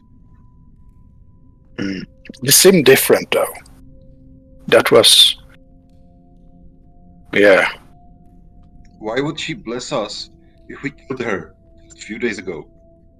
I assume this must be some... Recorded message? Perhaps some boon for whoever manages these tests. But then again, courting death is not my goal. I've seen enough death. I do not want to contribute more, if that's what it asks of me.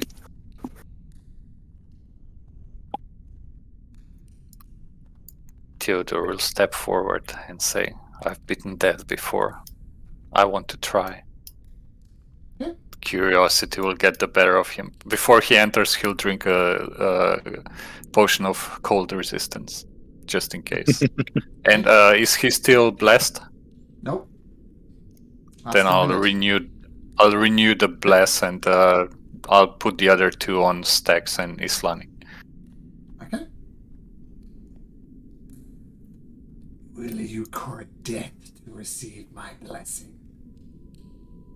Sure. Make that bend over, and I'll court her. Can you make me a Constitution saving throw, please? Oh man. With your blessing. With your bless on.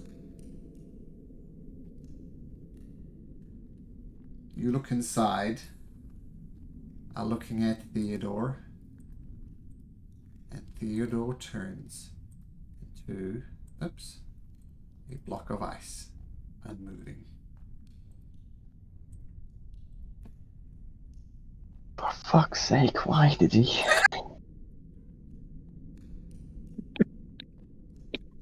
I guess I could have provided some music soundtrack to give him inspiration, but oh well. But Theodore, you are considered petrified. Okay.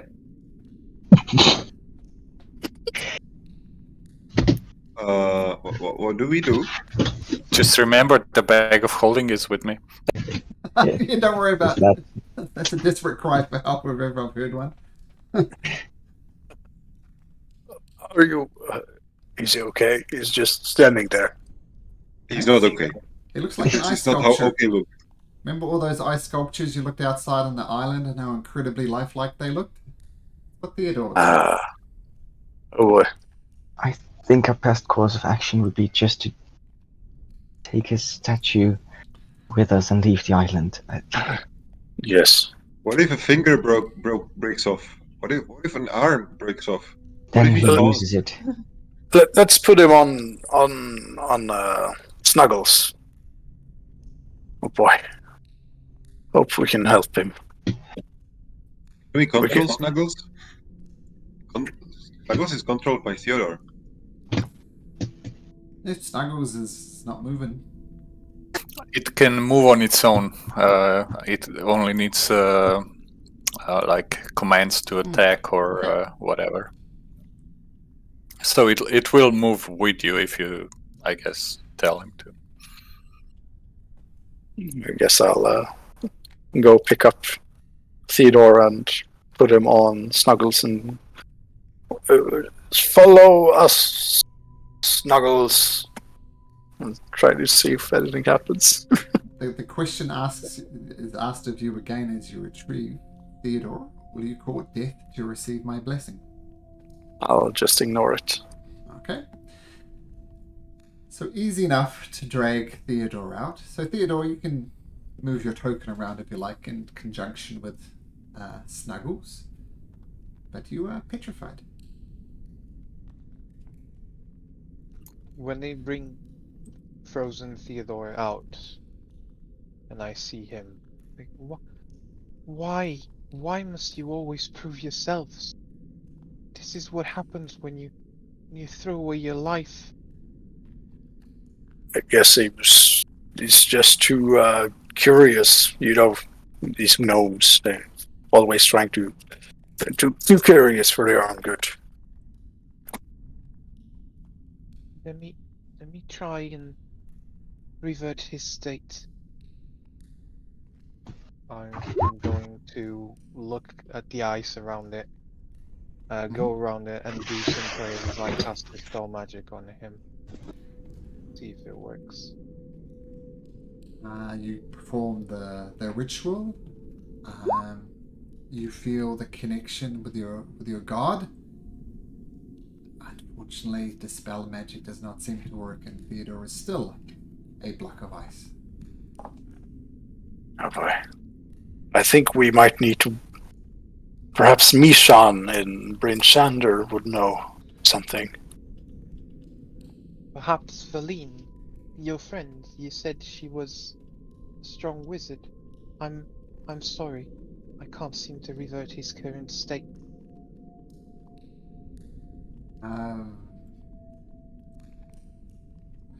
Villain. She says, "Oh, this magic is beyond me. I just thank the gods that Theodore didn't bring in the goddess of white with him." Yeah, I did. Theodore It's in has the it? bag. Ah! In the In the bag. bag of, it's in the bag of holding. I thought Stax had it for a second, but Did you everything give it to become Theodore. his? All his equipment, everything? Yep. Even What? magical items? He...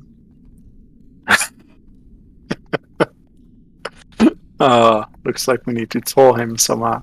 Did we find anything? Oh no, that's probably in the bag of holding then. I seem to recall if we found something against petrification in the place we fought the basilisk. Or did we? It's probably in the bag of holding. I think we got butchered the basilisk for something.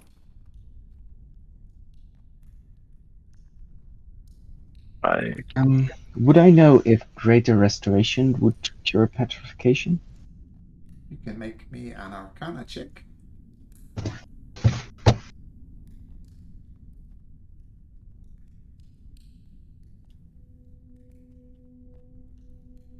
I would probably also ask Islani,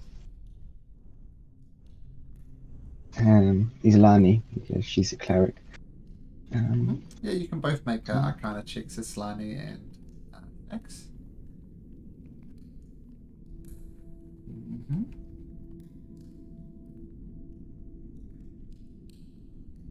Arcana or religion? Either.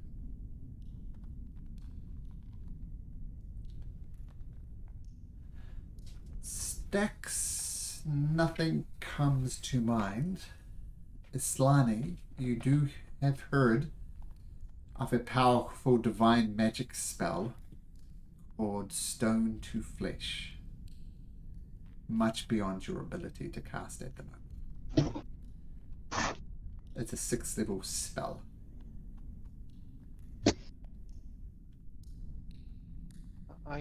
As I said, I have no way of reverting his current condition. His decision led him to this.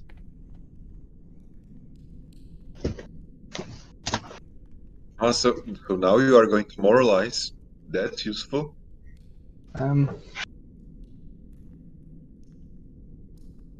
Malcolm, Yes. in the Greater Restoration spell, it does say one effect that charmed or petrified a target, you can end it.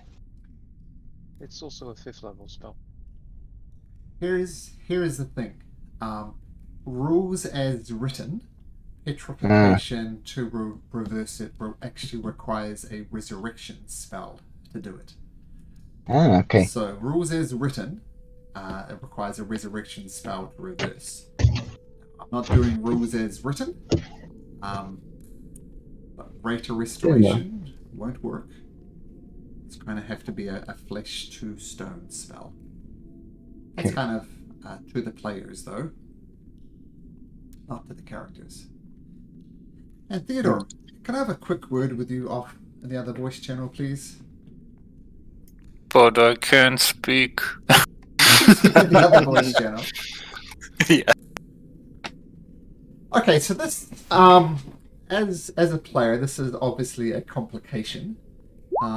I'm going to say you as well that it's going to take a little while for Theodore to become Theodore again.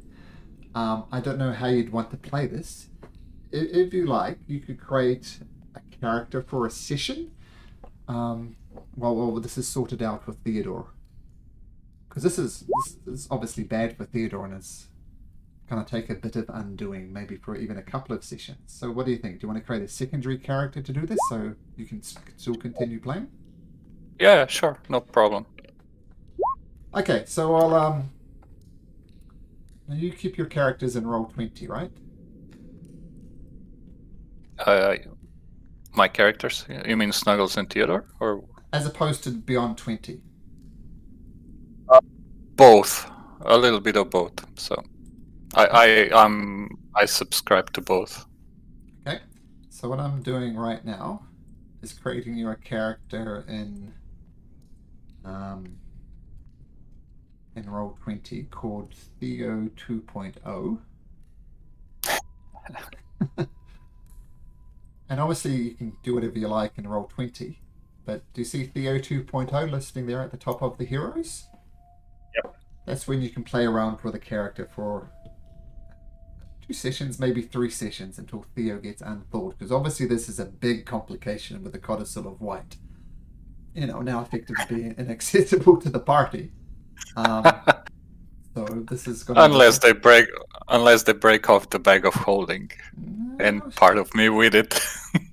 Well, I doubt they'll do that. So just cut, just do whatever you like. But I mean, you could do what you like once Theo is back. You can continue with Theo. Maybe Theo just gets freaked out and wants to go his own way, or whatever you like. So I just don't want you to be as a player having nothing to do for a few sessions.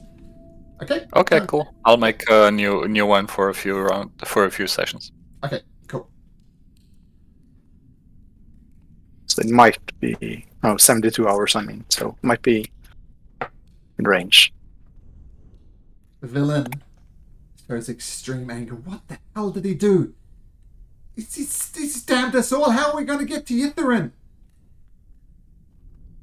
We have the professor who could read this book. Now it's frozen. This goddamn fool of a gnome has cursed the entire lands.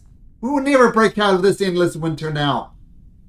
It's okay, we'll just have to revert to state. It's not okay. It's not okay. This is No, pretty far from okay. Yes, it is, but now we just have to leave this island. Like I said, there's nothing we can do here, and this bickering doesn't solve anything. Now, Stella, will you help me carry him? Yes. Malcolm, with that religion check, would Revivify help him in the state? Would I know? Powerful magic. I think Revivify is 3rd, 4th level? Yep. Revivify will not. Revivify won't. Okay. In that case, I will put my fingers on Theodore's forehead. Mm-hmm.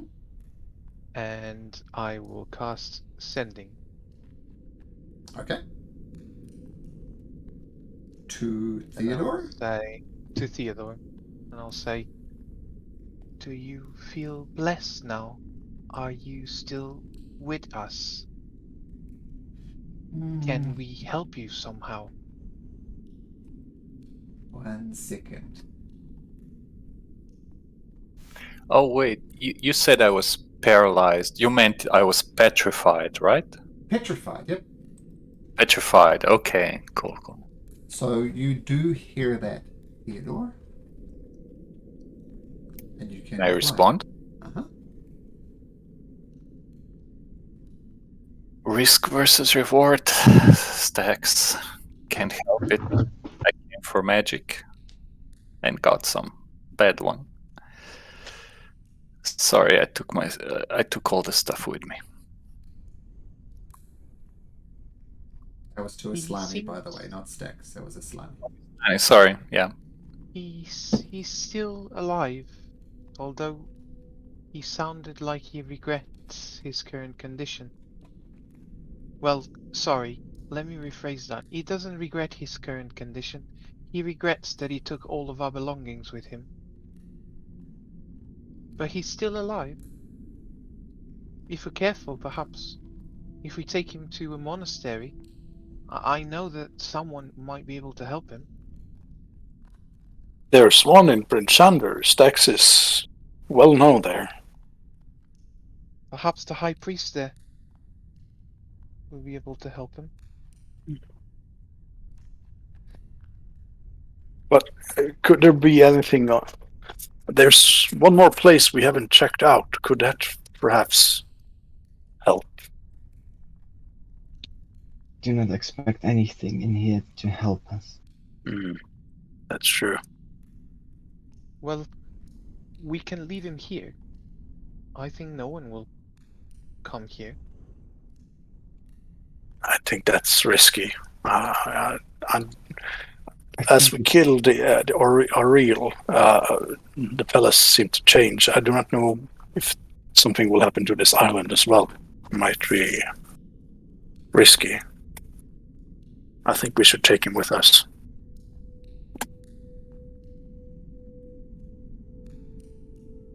Look, he has the codicil of white. We need to take the codicil of white with us. And if it means taking this damnful of a gnome, then we're taking the damnful of a gnome. Well, let's get out of here then. We need to get to the coast. Well, let us go. I can't help but point out that there's the tomb of the of a frost giant queen or something to the north. It could help.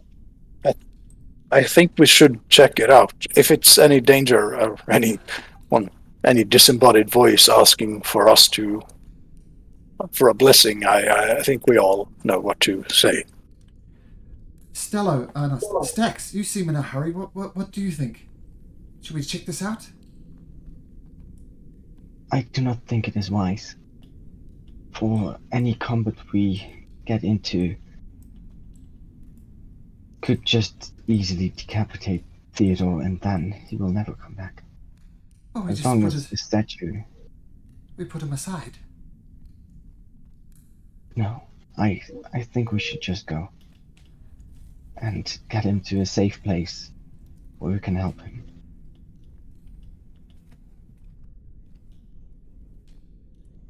I think there's nothing but death to be found here at this point. Hello, you seem to have a connection with the stars. Perhaps you can ask them if it's wise to leave now, or there might be Yes. something in this temple that might help us. In this house of Oro. Good idea. I'm going to sit down against one of the walls and bring out my star map and roll my bone dice on it and ritual cast augury. The point of action is entering the door to the north. So will entering the room to the north of this door bring good things or bad things? Yeah.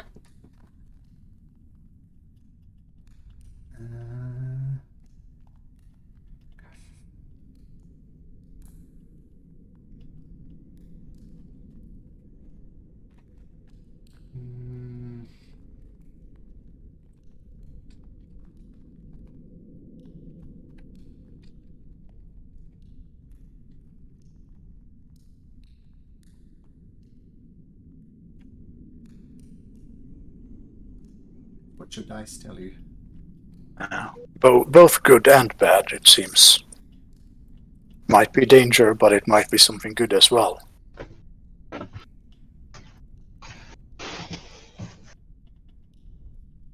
At least it seems it's not just death behind the door. There must be something we can make use of.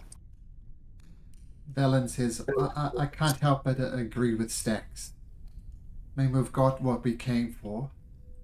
And I guarantee you one thing, any treasures we find in there will look like mere copper pieces compared to what we'll find in Ithrin.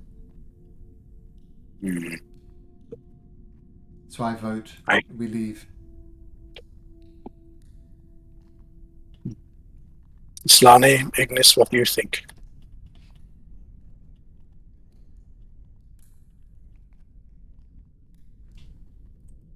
I think my mission in this island is done. I came here to try and revert for better in winter, and so we did. I think that to fully stop it, I now have to go through Icewind Dale and revert the damage that Oral has done.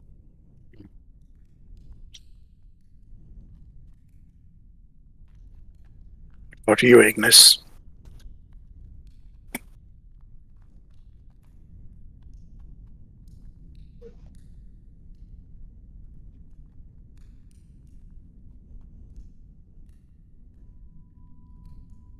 Can you hear me? Yep. Yes, yes, now we can. Ah, I see. Okay, I won't be checking out, and I'm the only one probably.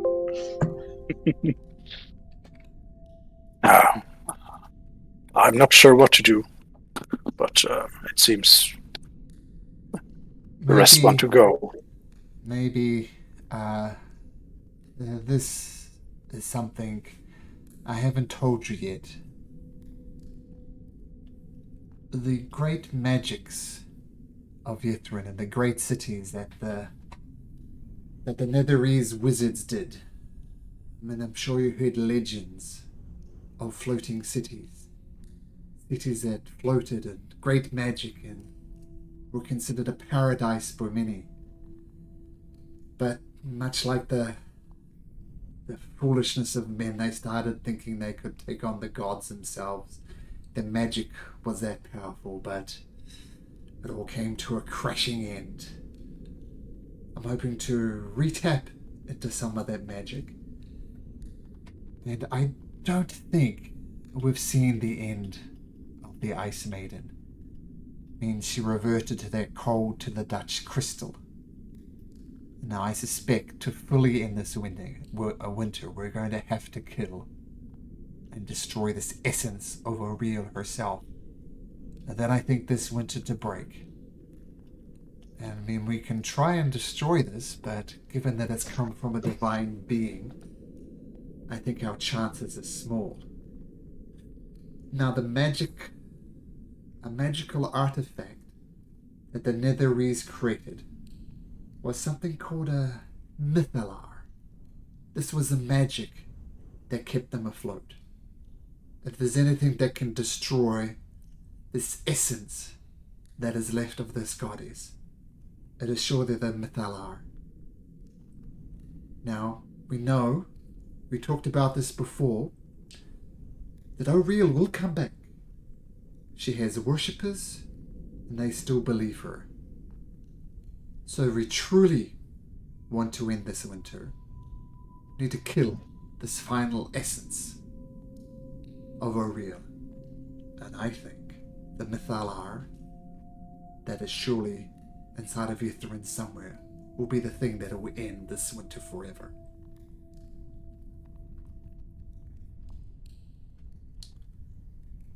I guess that decides it. Let's be on our way and let's try to get to the coast.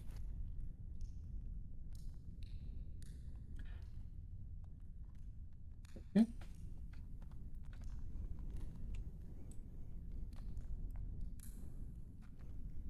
Well, I gotta say that I don't imagine I'm ever coming back here before.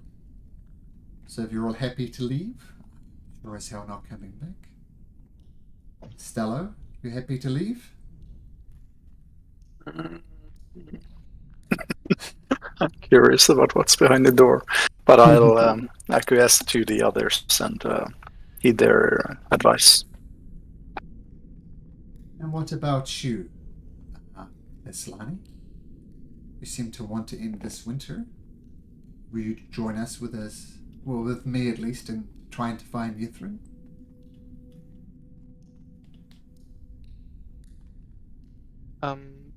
Have I heard of a mythalar before? Make a history check.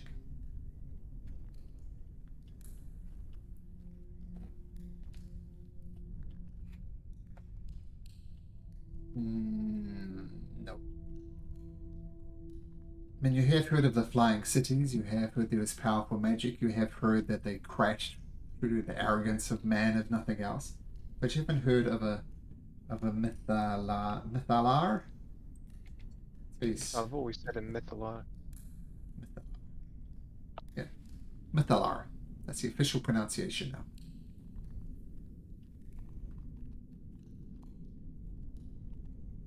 In that case, if Islani has heard of it, Islani will approach Valine. And, you speak words of high intelligence, Madam Valine. I'm sure that this Mythalar is a very powerful artifact, and with it, a lot of arcane magic could be conducted. I'm sure you understand that it could be both used for the good or for the bad, depending on who's wielding it. It can do a great good to the people, or it can cast a perpetuum winter on Icewind Dale.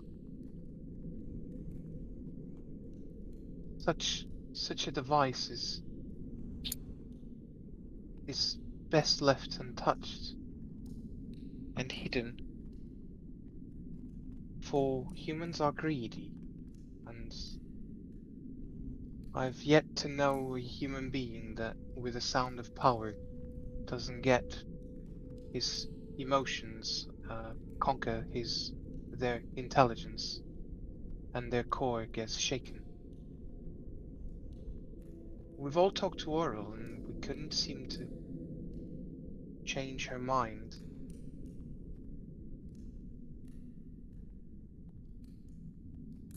If she knows where this is, she's bound to use it. You asked me whether I want to go with you or not. I'm conflicted. Look what happened to our friend. He's a good soul. He's a good person. But curiosity or greed got over him, and look what happened. I'm just scared that we won't be able, if we find this Mythalar, we'll just be consumed by the same greed and we'll fail. And I'll fail my goddess. Are you telling me your faith isn't strong enough? And there's some matters in life that faith can't resolve. And even the most devoted person has flaws. And I know I have mine. That's why I didn't go with you to the test of cruelty. Do you disagree with my reasoning that the only way to truly end this winter is to destroy that essence of our real?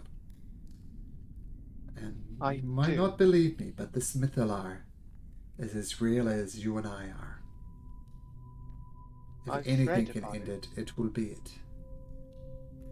I do think that you're wrong, that the only way to stop Oral is by destroying her. But I feel that if we do own the Mythalar, perhaps we can use it to change the will of the god. I say, well, perhaps I want to destroy this god. Though, to be perfectly honest with you, in case none of you have worked this out yet, I in fact hail from Luskin, and I am a member of the Arcane Brotherhood, as are some of the other people you've met along your turns. We have all been looking for the entrance to Ytterin, each, going about things a different way. You remember Dazan? You do remember, and you've heard of this, Islani. Dazan was the human wizard who was recently destroyed in a pyre right at the start of the campaign. And you also remember him temporarily coming back, but then melting into a pyre of goo. Nas Latimir, you've already met. He too was searching for these secrets. And Avarice. Did you ever meet an albino tiefling in your travels? Can't seem to recall. It was just the one tiefling on Kelvin's cairn, but that wasn't the one, as you said.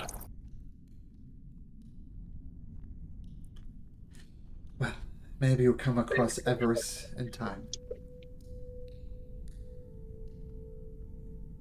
So, and if you know one thing about the Arcane Brotherhood is that we desire to learn all things magical. So my reasons for going to Yithrin are not as pure as yours. Sure, I'd like to see the winter ending, but really, I'm interested in tapping into what's below there. What would you do with that magic? Catalog it, notarize it, add it to the libraries at Yithrin, at Luskin, the Tower of the Arcane Brotherhood. Do I sense if she's forthright with this? Make an insight check. Ah, She's being forthright. Yeah. Means she wants. Yithrin and the whole Netherese society was a source of perhaps the greatest magic that all of Faerun has even seen, at least at human hands. Why wouldn't someone from the Arcane Brotherhood, a bunch of wizards dedicated to such thing, want and desire to see what's in there? And she continues on. We've traveled for a long time together. Without me, literally, 10 towns, the entire 10 towns might have been destroyed by that dragon if it weren't for my sled dogs. You have proven valuable companions, and I have, I think, proved my worth as well. So let's travel to Yithrin together. You in this winter. I will help you in this winter. And I will learn what I can and take the secrets of the Netherese back with me to the Arcane Tower. well, first we'll have to find some way to be Thor or their friend here. Bring him back. Let's Since decide later. We need to move out. We need to take Theodore, and we need to go find someone who can turn him from ice back to flesh. Well, there is no way to Yithrin apart from the Codicil of White. And if you had listened to me and we had read the book, we wouldn't be in this problem.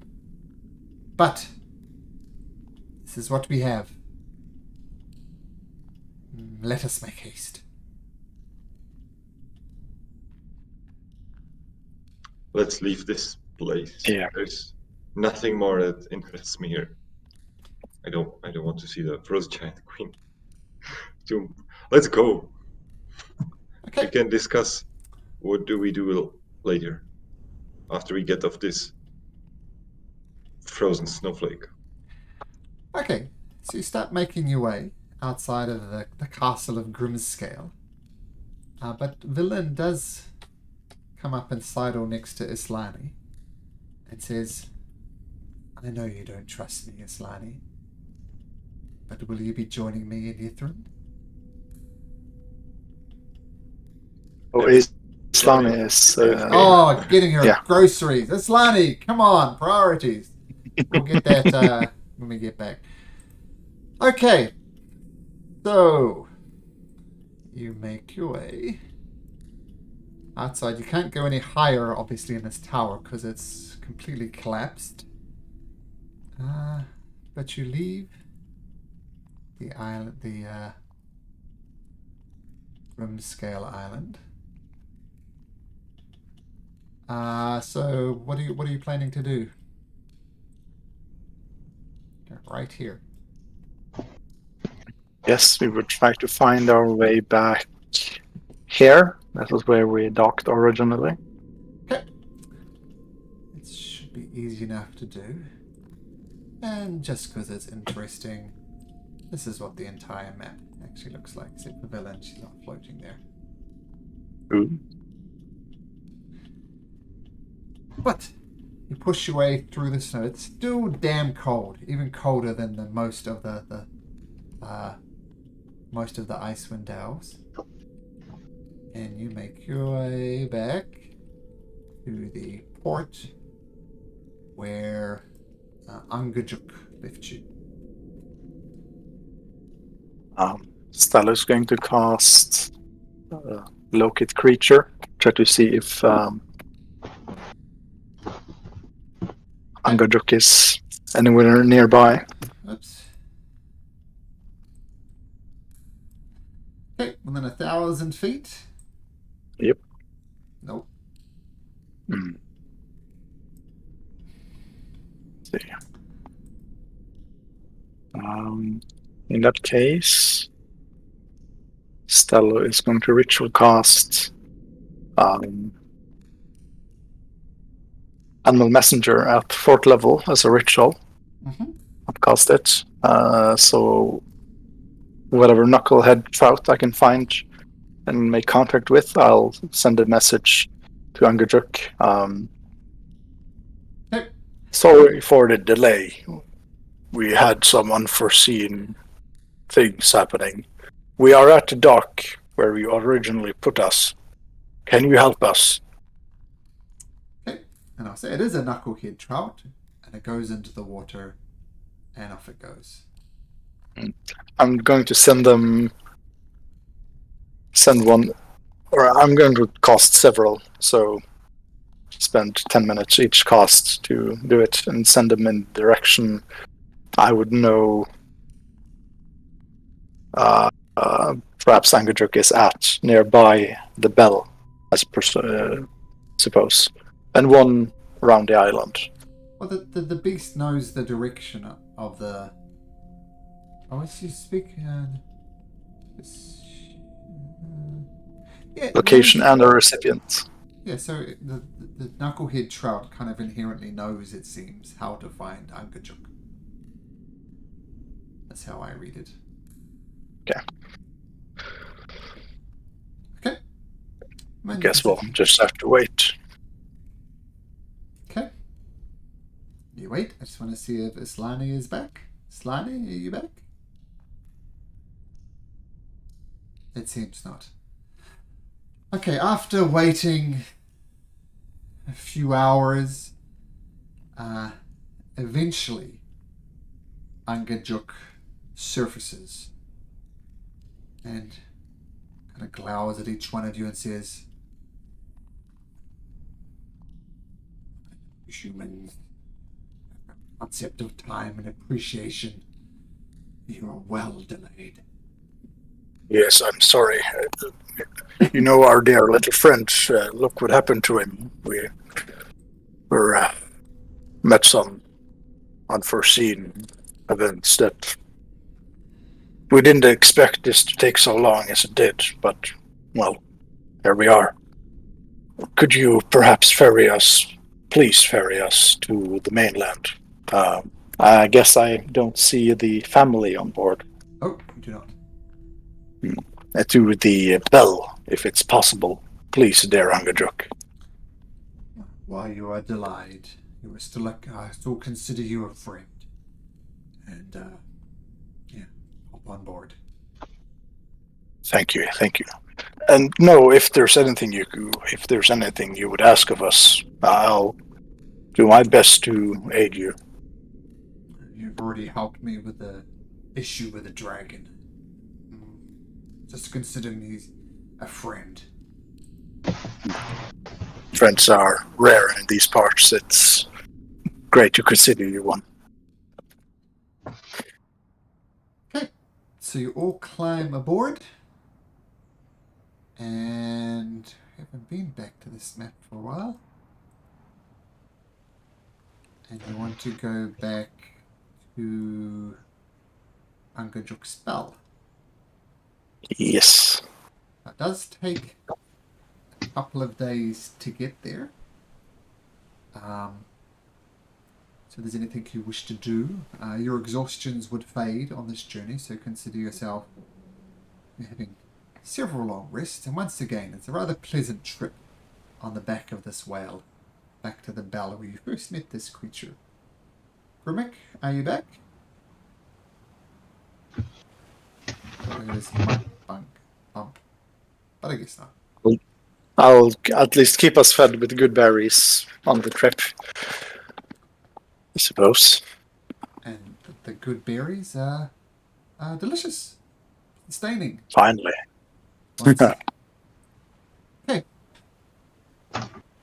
And you make your way. Let me just find Angajuk spell. I've been there for a while either. There we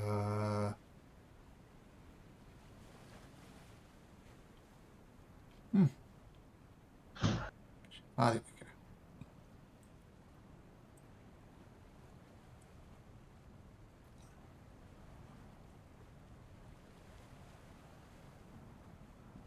Yep.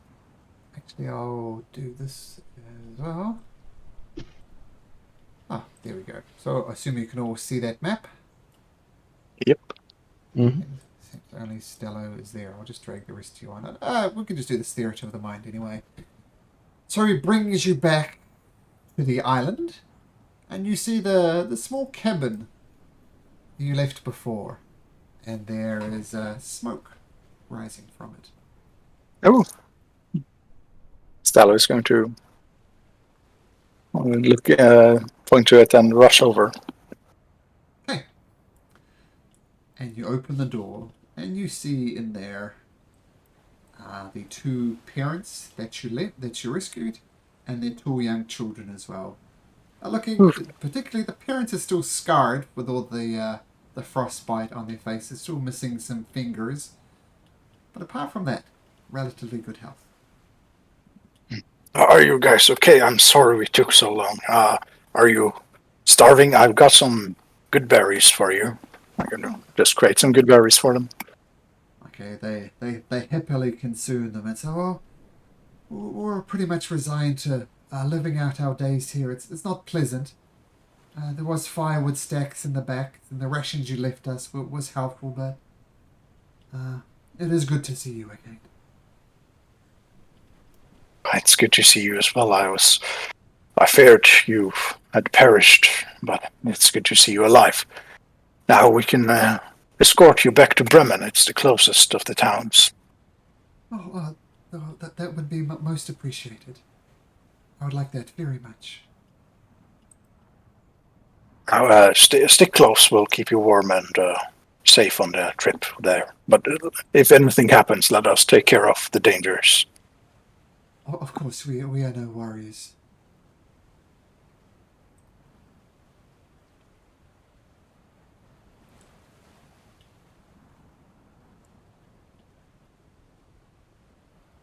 Okay. What do you guys? Should we go back to Bremen, or what do you guys think? Sorry. Well, here's the map if it helps.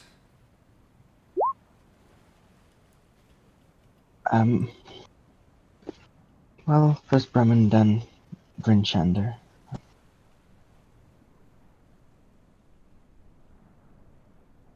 Well, the sooner we get there, says the villain, well, the sooner we can start looking at cures of this rather foolish unknown. We're now reduced to traveling by foot. What are we doing? Are your dogs nearby, Evelyn? She did leave her dogs here. I can try to contact them with some animals, perhaps. See if I can find some critters around that can find them. Yeah, so I'm going to say in conjunction with the animal messages, these beasts being loyal to villain, the demon dogs do come back with their sleds, and yeah, you start making your way towards Bremen. Okay, and at this point, finally, Villain sidles up next to Islani and says, Islani, I know you do not trust me. I know you don't think my motives are pure. But will you be traveling with me to Yithrin?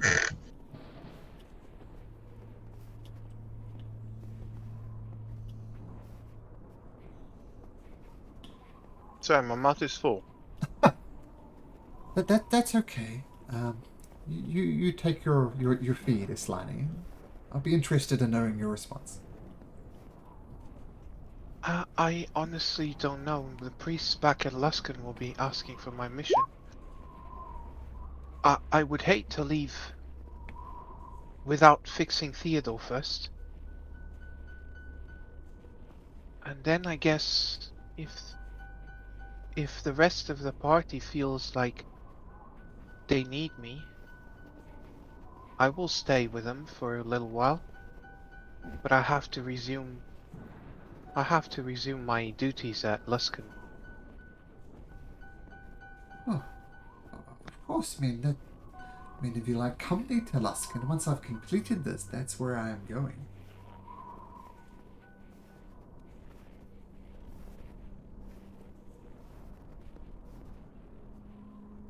Perhaps it's my destiny to keep an eye on the Mythalar if we are to find it. Keep a close look at it. Means the decision has already been made for you then.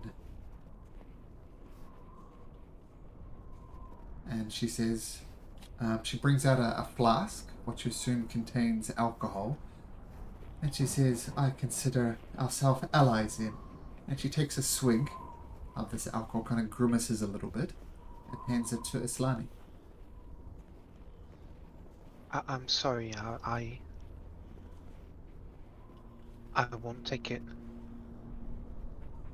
Please take no offense, but it's against my house.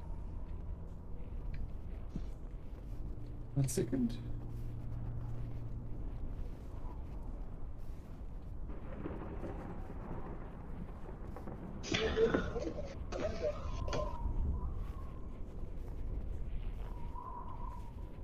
Did you see? Oh, did you see my whisper, Islani? Okay. Take it.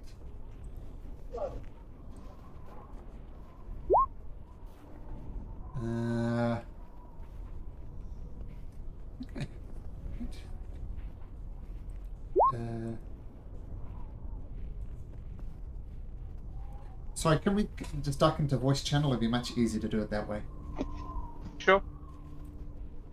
So remember when you were wandering the desert of isolation, you failed your saving throw, and I sent you a message.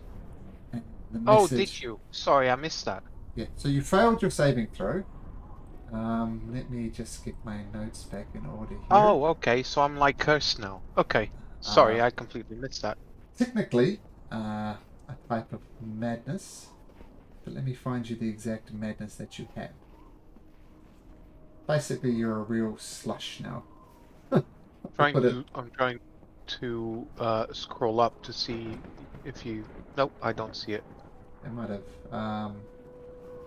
I rolled a. Was that the D100? Yes. D100 there. I rolled a 7, I think. I was wondering what that was for.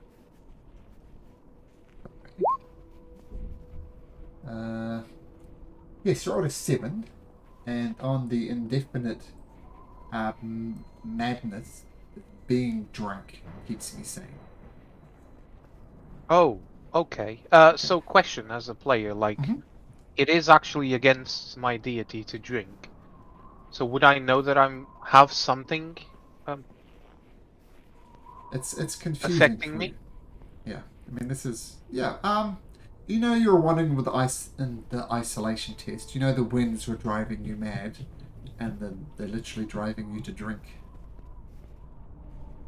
Okay. I'm just thinking if Islani would understand what is happening to her and try to cast remove curse on her. Have a look. Before drinking. I think she will, because she's really against drinking. She never had anything, and to feel the urge of drinking, at least she will cast it. Okay. She will try. Okay, yeah. Okay, just let me look up one thing first.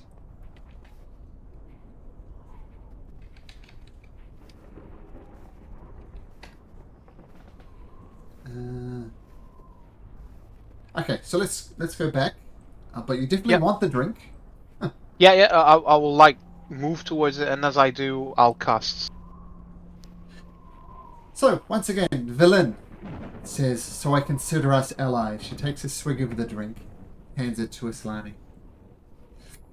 Okay, and for a moment, she does reach for it. But she reflects on it, and I, I, I don't, I don't normally, I must. What is going on? Make a wisdom And then, saving throw. okay,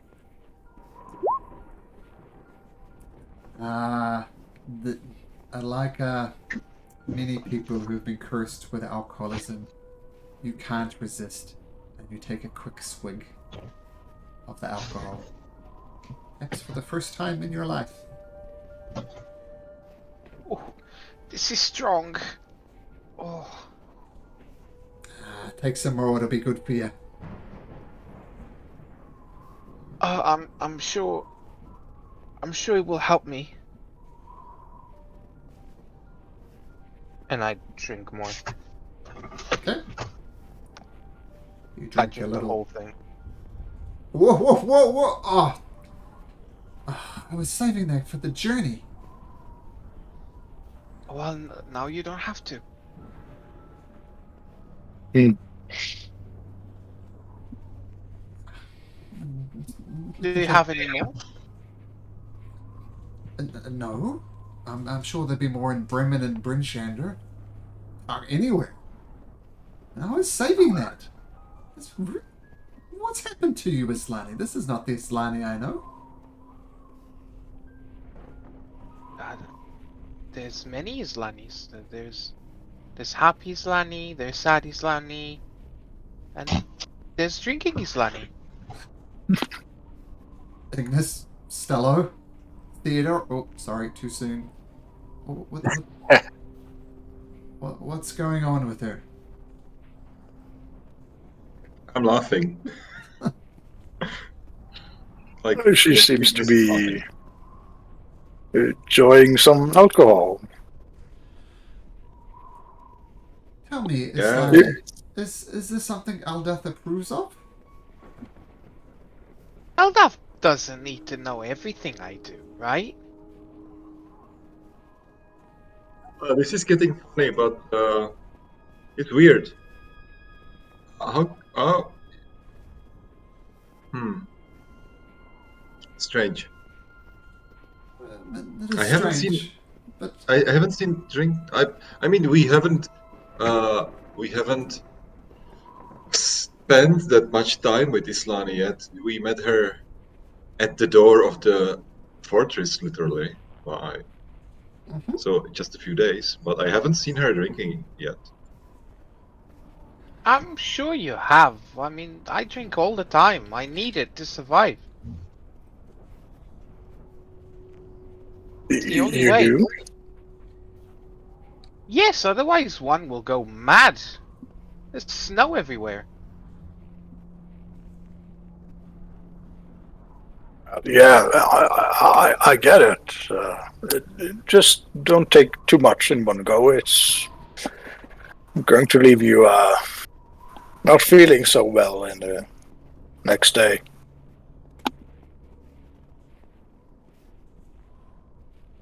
well, look, this is strange behavior from this cleric.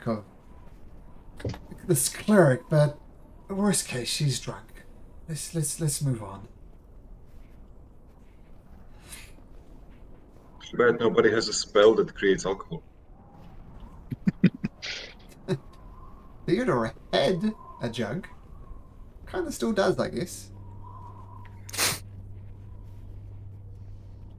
Well, might be some extra incentive to get him back. And with that, Evelyn urges her dogs forward. You start traveling through the wastelands of plains once again. And for reasons, I'm not going to have you roll on random wilderness tables. But you eventually get back to Bremen. What do you wish to do? You bring the family with you. I guess we would. Let's try to find some lodgings for you. Where do you originally hail from?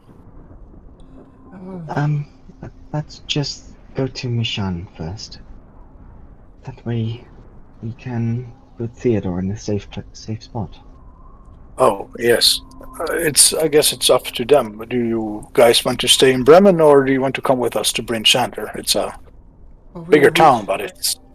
we originally hail from Bryn Shander, so let's press on.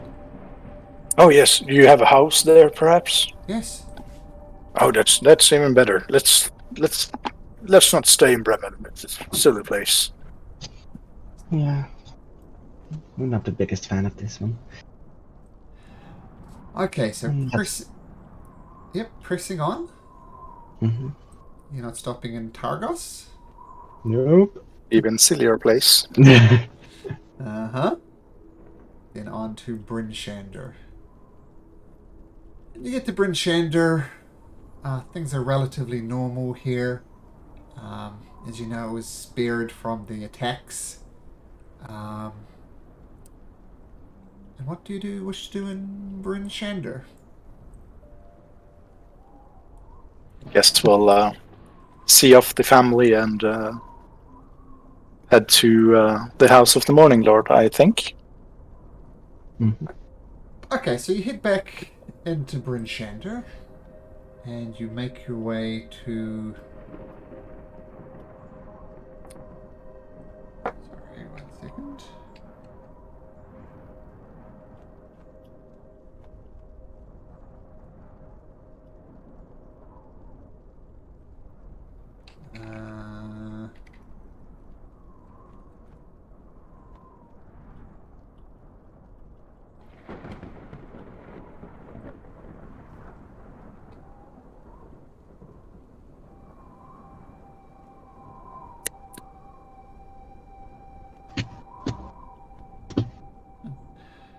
Okay, so you make your way back to the House of the Morning Lord. Where... nothing else. This is where Stack's adventure began in Bryn Shander. And you go back to the House of the Morning Lord. Familiar figures are there.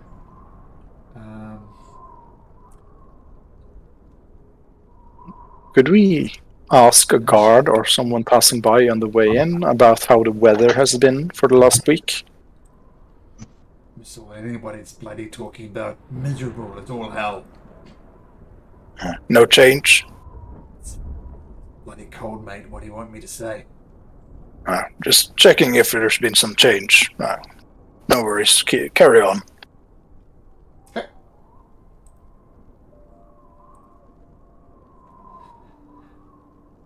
Okay. So the House of the Morning Lord, the familiar figure of Mishan is there. No! Oh, a pleasure to see you again. Oh, always good to see you, Stax. Oh my goodness, is that Theodore? Yes, it is. Do you have a safe spot where we can place him for now? Of course. We can keep him here at the temple. No problem at all. Then let's first please take care of that. But is this permanent? What can be done?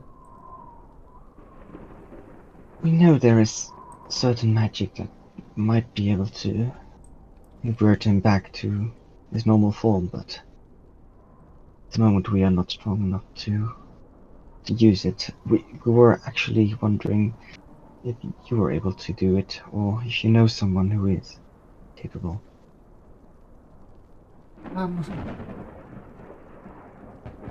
Well, firstly, it's beyond me for sure. This is nothing I can do to reverse the cursing of someone into ice.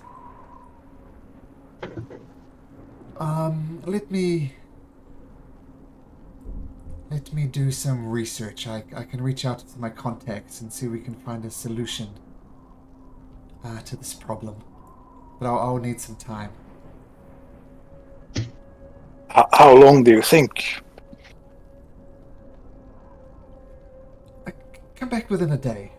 I should have something. But, yeah. It'll definitely not be me. Possibly not somebody even in the 10 towns, but I'll see. I'll reach out to my contacts and try and find out a way to reverse this dreaded curse. Thank you very much. We've had some long days and even longer weeks. Could we get a private room for a bit?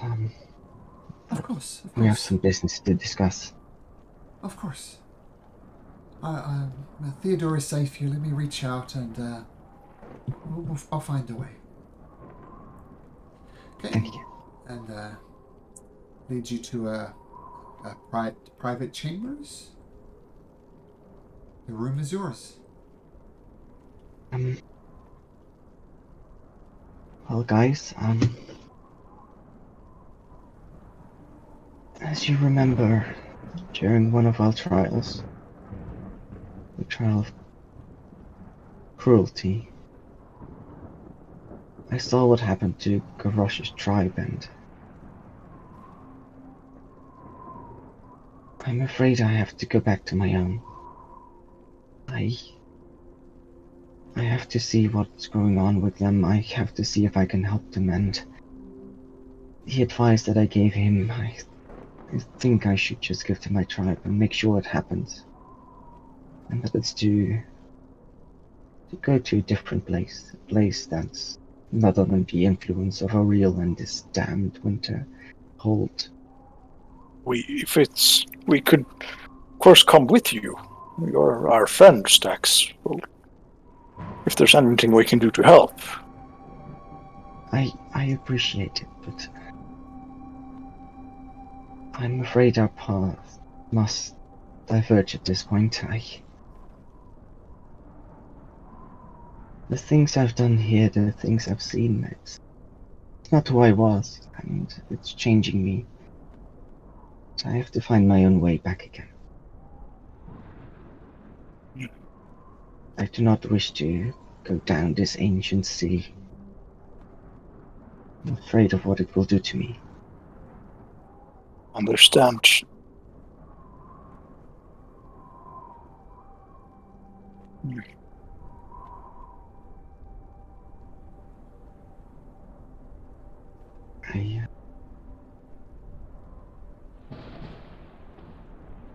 I wish you all the best, and I wish I could stay a bit longer just to make sure that Theodore could become well again, but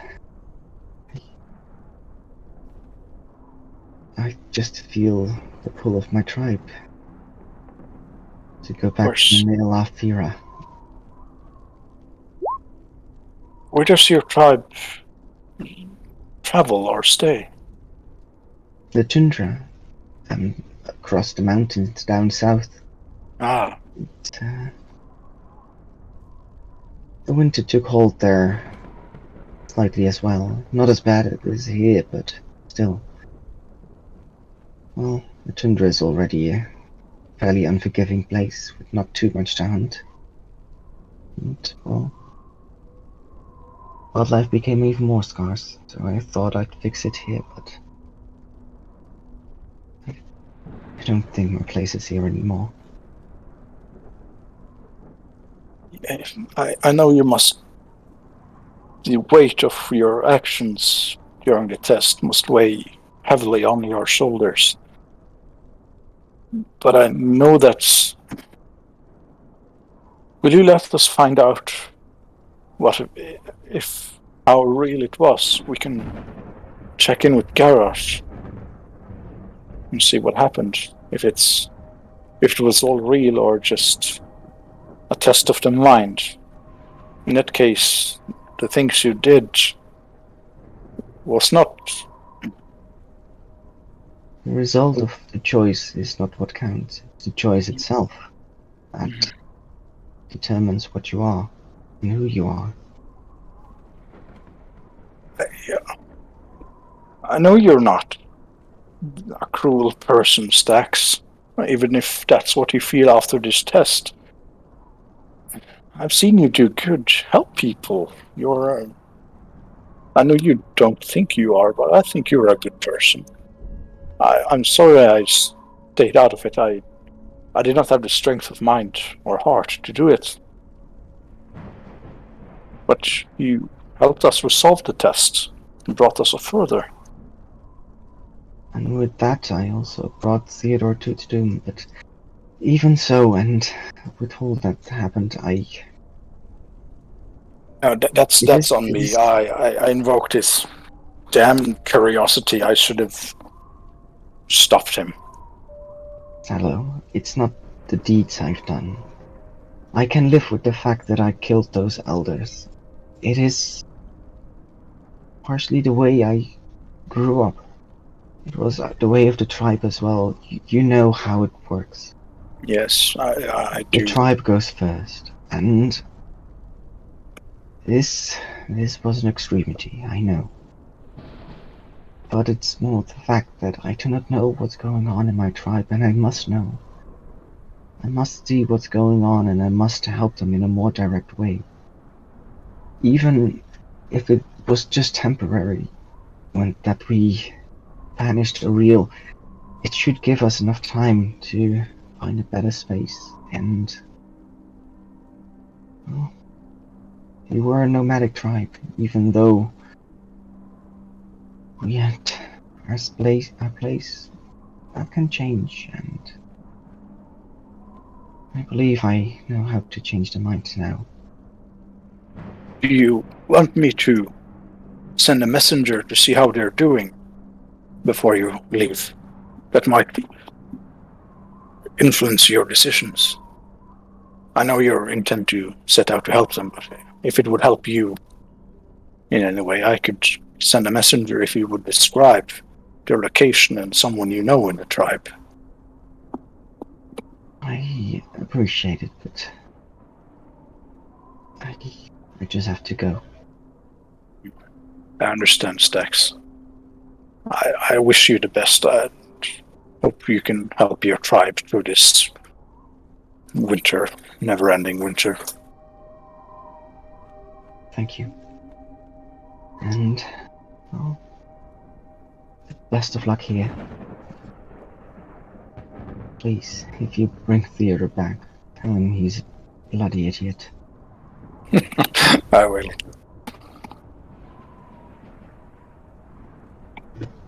Well, and Islani, Jalen, good luck on your missions, but I will not be joining you. Best of luck to you, Stax. Are you leaving now, or do we still have time for a drink, a farewell drink? I think you should be careful with the drink. It's an advice. And I will not be partaking. I will be sleeping. I need to be full strength. I've got some preparation to do for the travel. I'll try to head out in the morning. I should have everything set by then. Finally over here. After I've done with my shopping, here's the rest of the gold. I'm pretty sure I won't have any need of it. Never had need of it in the tribe either.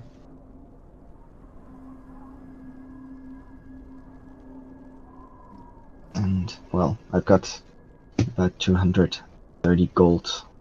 And I assume I only need about 50 to really fully supply myself for the journey.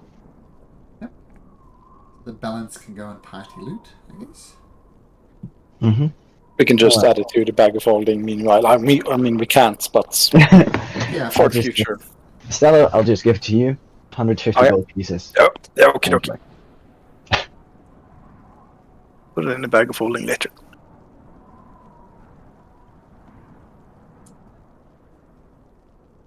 and come morning, which we'll get to in a little bit, does Stax say his goodbyes, or does Stax just wander off?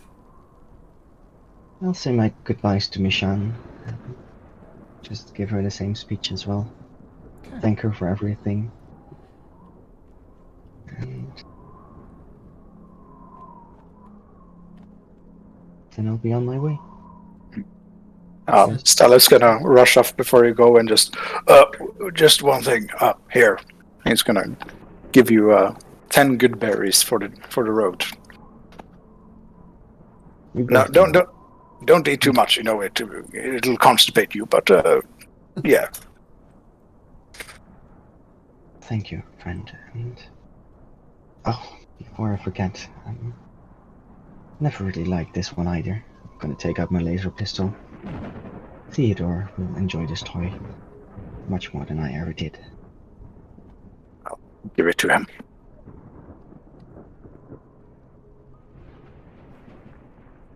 I hope your roads don't give you much danger. I know you always have a friend in the mountains, if you ever find yourself back here. I know. And a good friend you've been. You as well. Take care, old fella. Goodbye, Stack. Goodbye, Ignis. Take Safe care of travels. yourself. You as well. With that, it seems that the island of Solace has claimed 2 of your party members. It seems it's broke Stax, and Stax is going on to other things. And Theodore is a block of ice. Things could have gone a lot better on the island of Solace. It's definitely saying goodbye to Stax, and Theodore is also trapped. So I'm not sure how the rest of you are feeling, but 2 down. Now, completely stepping out of the DM role, coming back in. I know this is your final session with us, right, David? Yes, it is. Yes. It's well, life has gotten in the way. It's been a Of bit course. too hectic lately for me to manage everything, and well, this seemed like a good point for Stax to finish as well. Well, let me just say, as a DM, you've been an excellent player. I've thoroughly enjoyed being your DM, and I wish you luck with whatever life has in store with you. You seem like a good guy, David, and you'll be missed. Thank you, and well, you might see me again, because well, if I ever find time again to play more D&D, then I'll sure keep an eye out for any campaigns you'll be running. Of course, and you'd be most welcome. It was great playing with you, David. Yeah. It was fun. Good to hear. It was fun playing with you guys as well, definitely. I'll meet you guys as well because, well, I'll be leaving soon as well. So. That's the other thing I just wanted to touch on as well. Obviously, David's real life and Peter's recent, soon-to-be created life gets in the way. Now, of course, we'll continue on with the campaign with the 3 that remain. I will be looking for more active players, though, because 3 I feel is just a little bit low. So try and bring it up to at least 4 again. So just be aware, just because we've lost David for good reasons, and we've lost Peter, perhaps even better reasons with a new life. Definitely. We'll still be continuing on, and I just see a new players. But if we just remain us 3, we'll still be carrying on. So yeah. Yeah. Okay. Big But this seems actually. as a good a place any to end the session, because I need to plan out how exactly Theodore comes back from his ice thing. I don't know.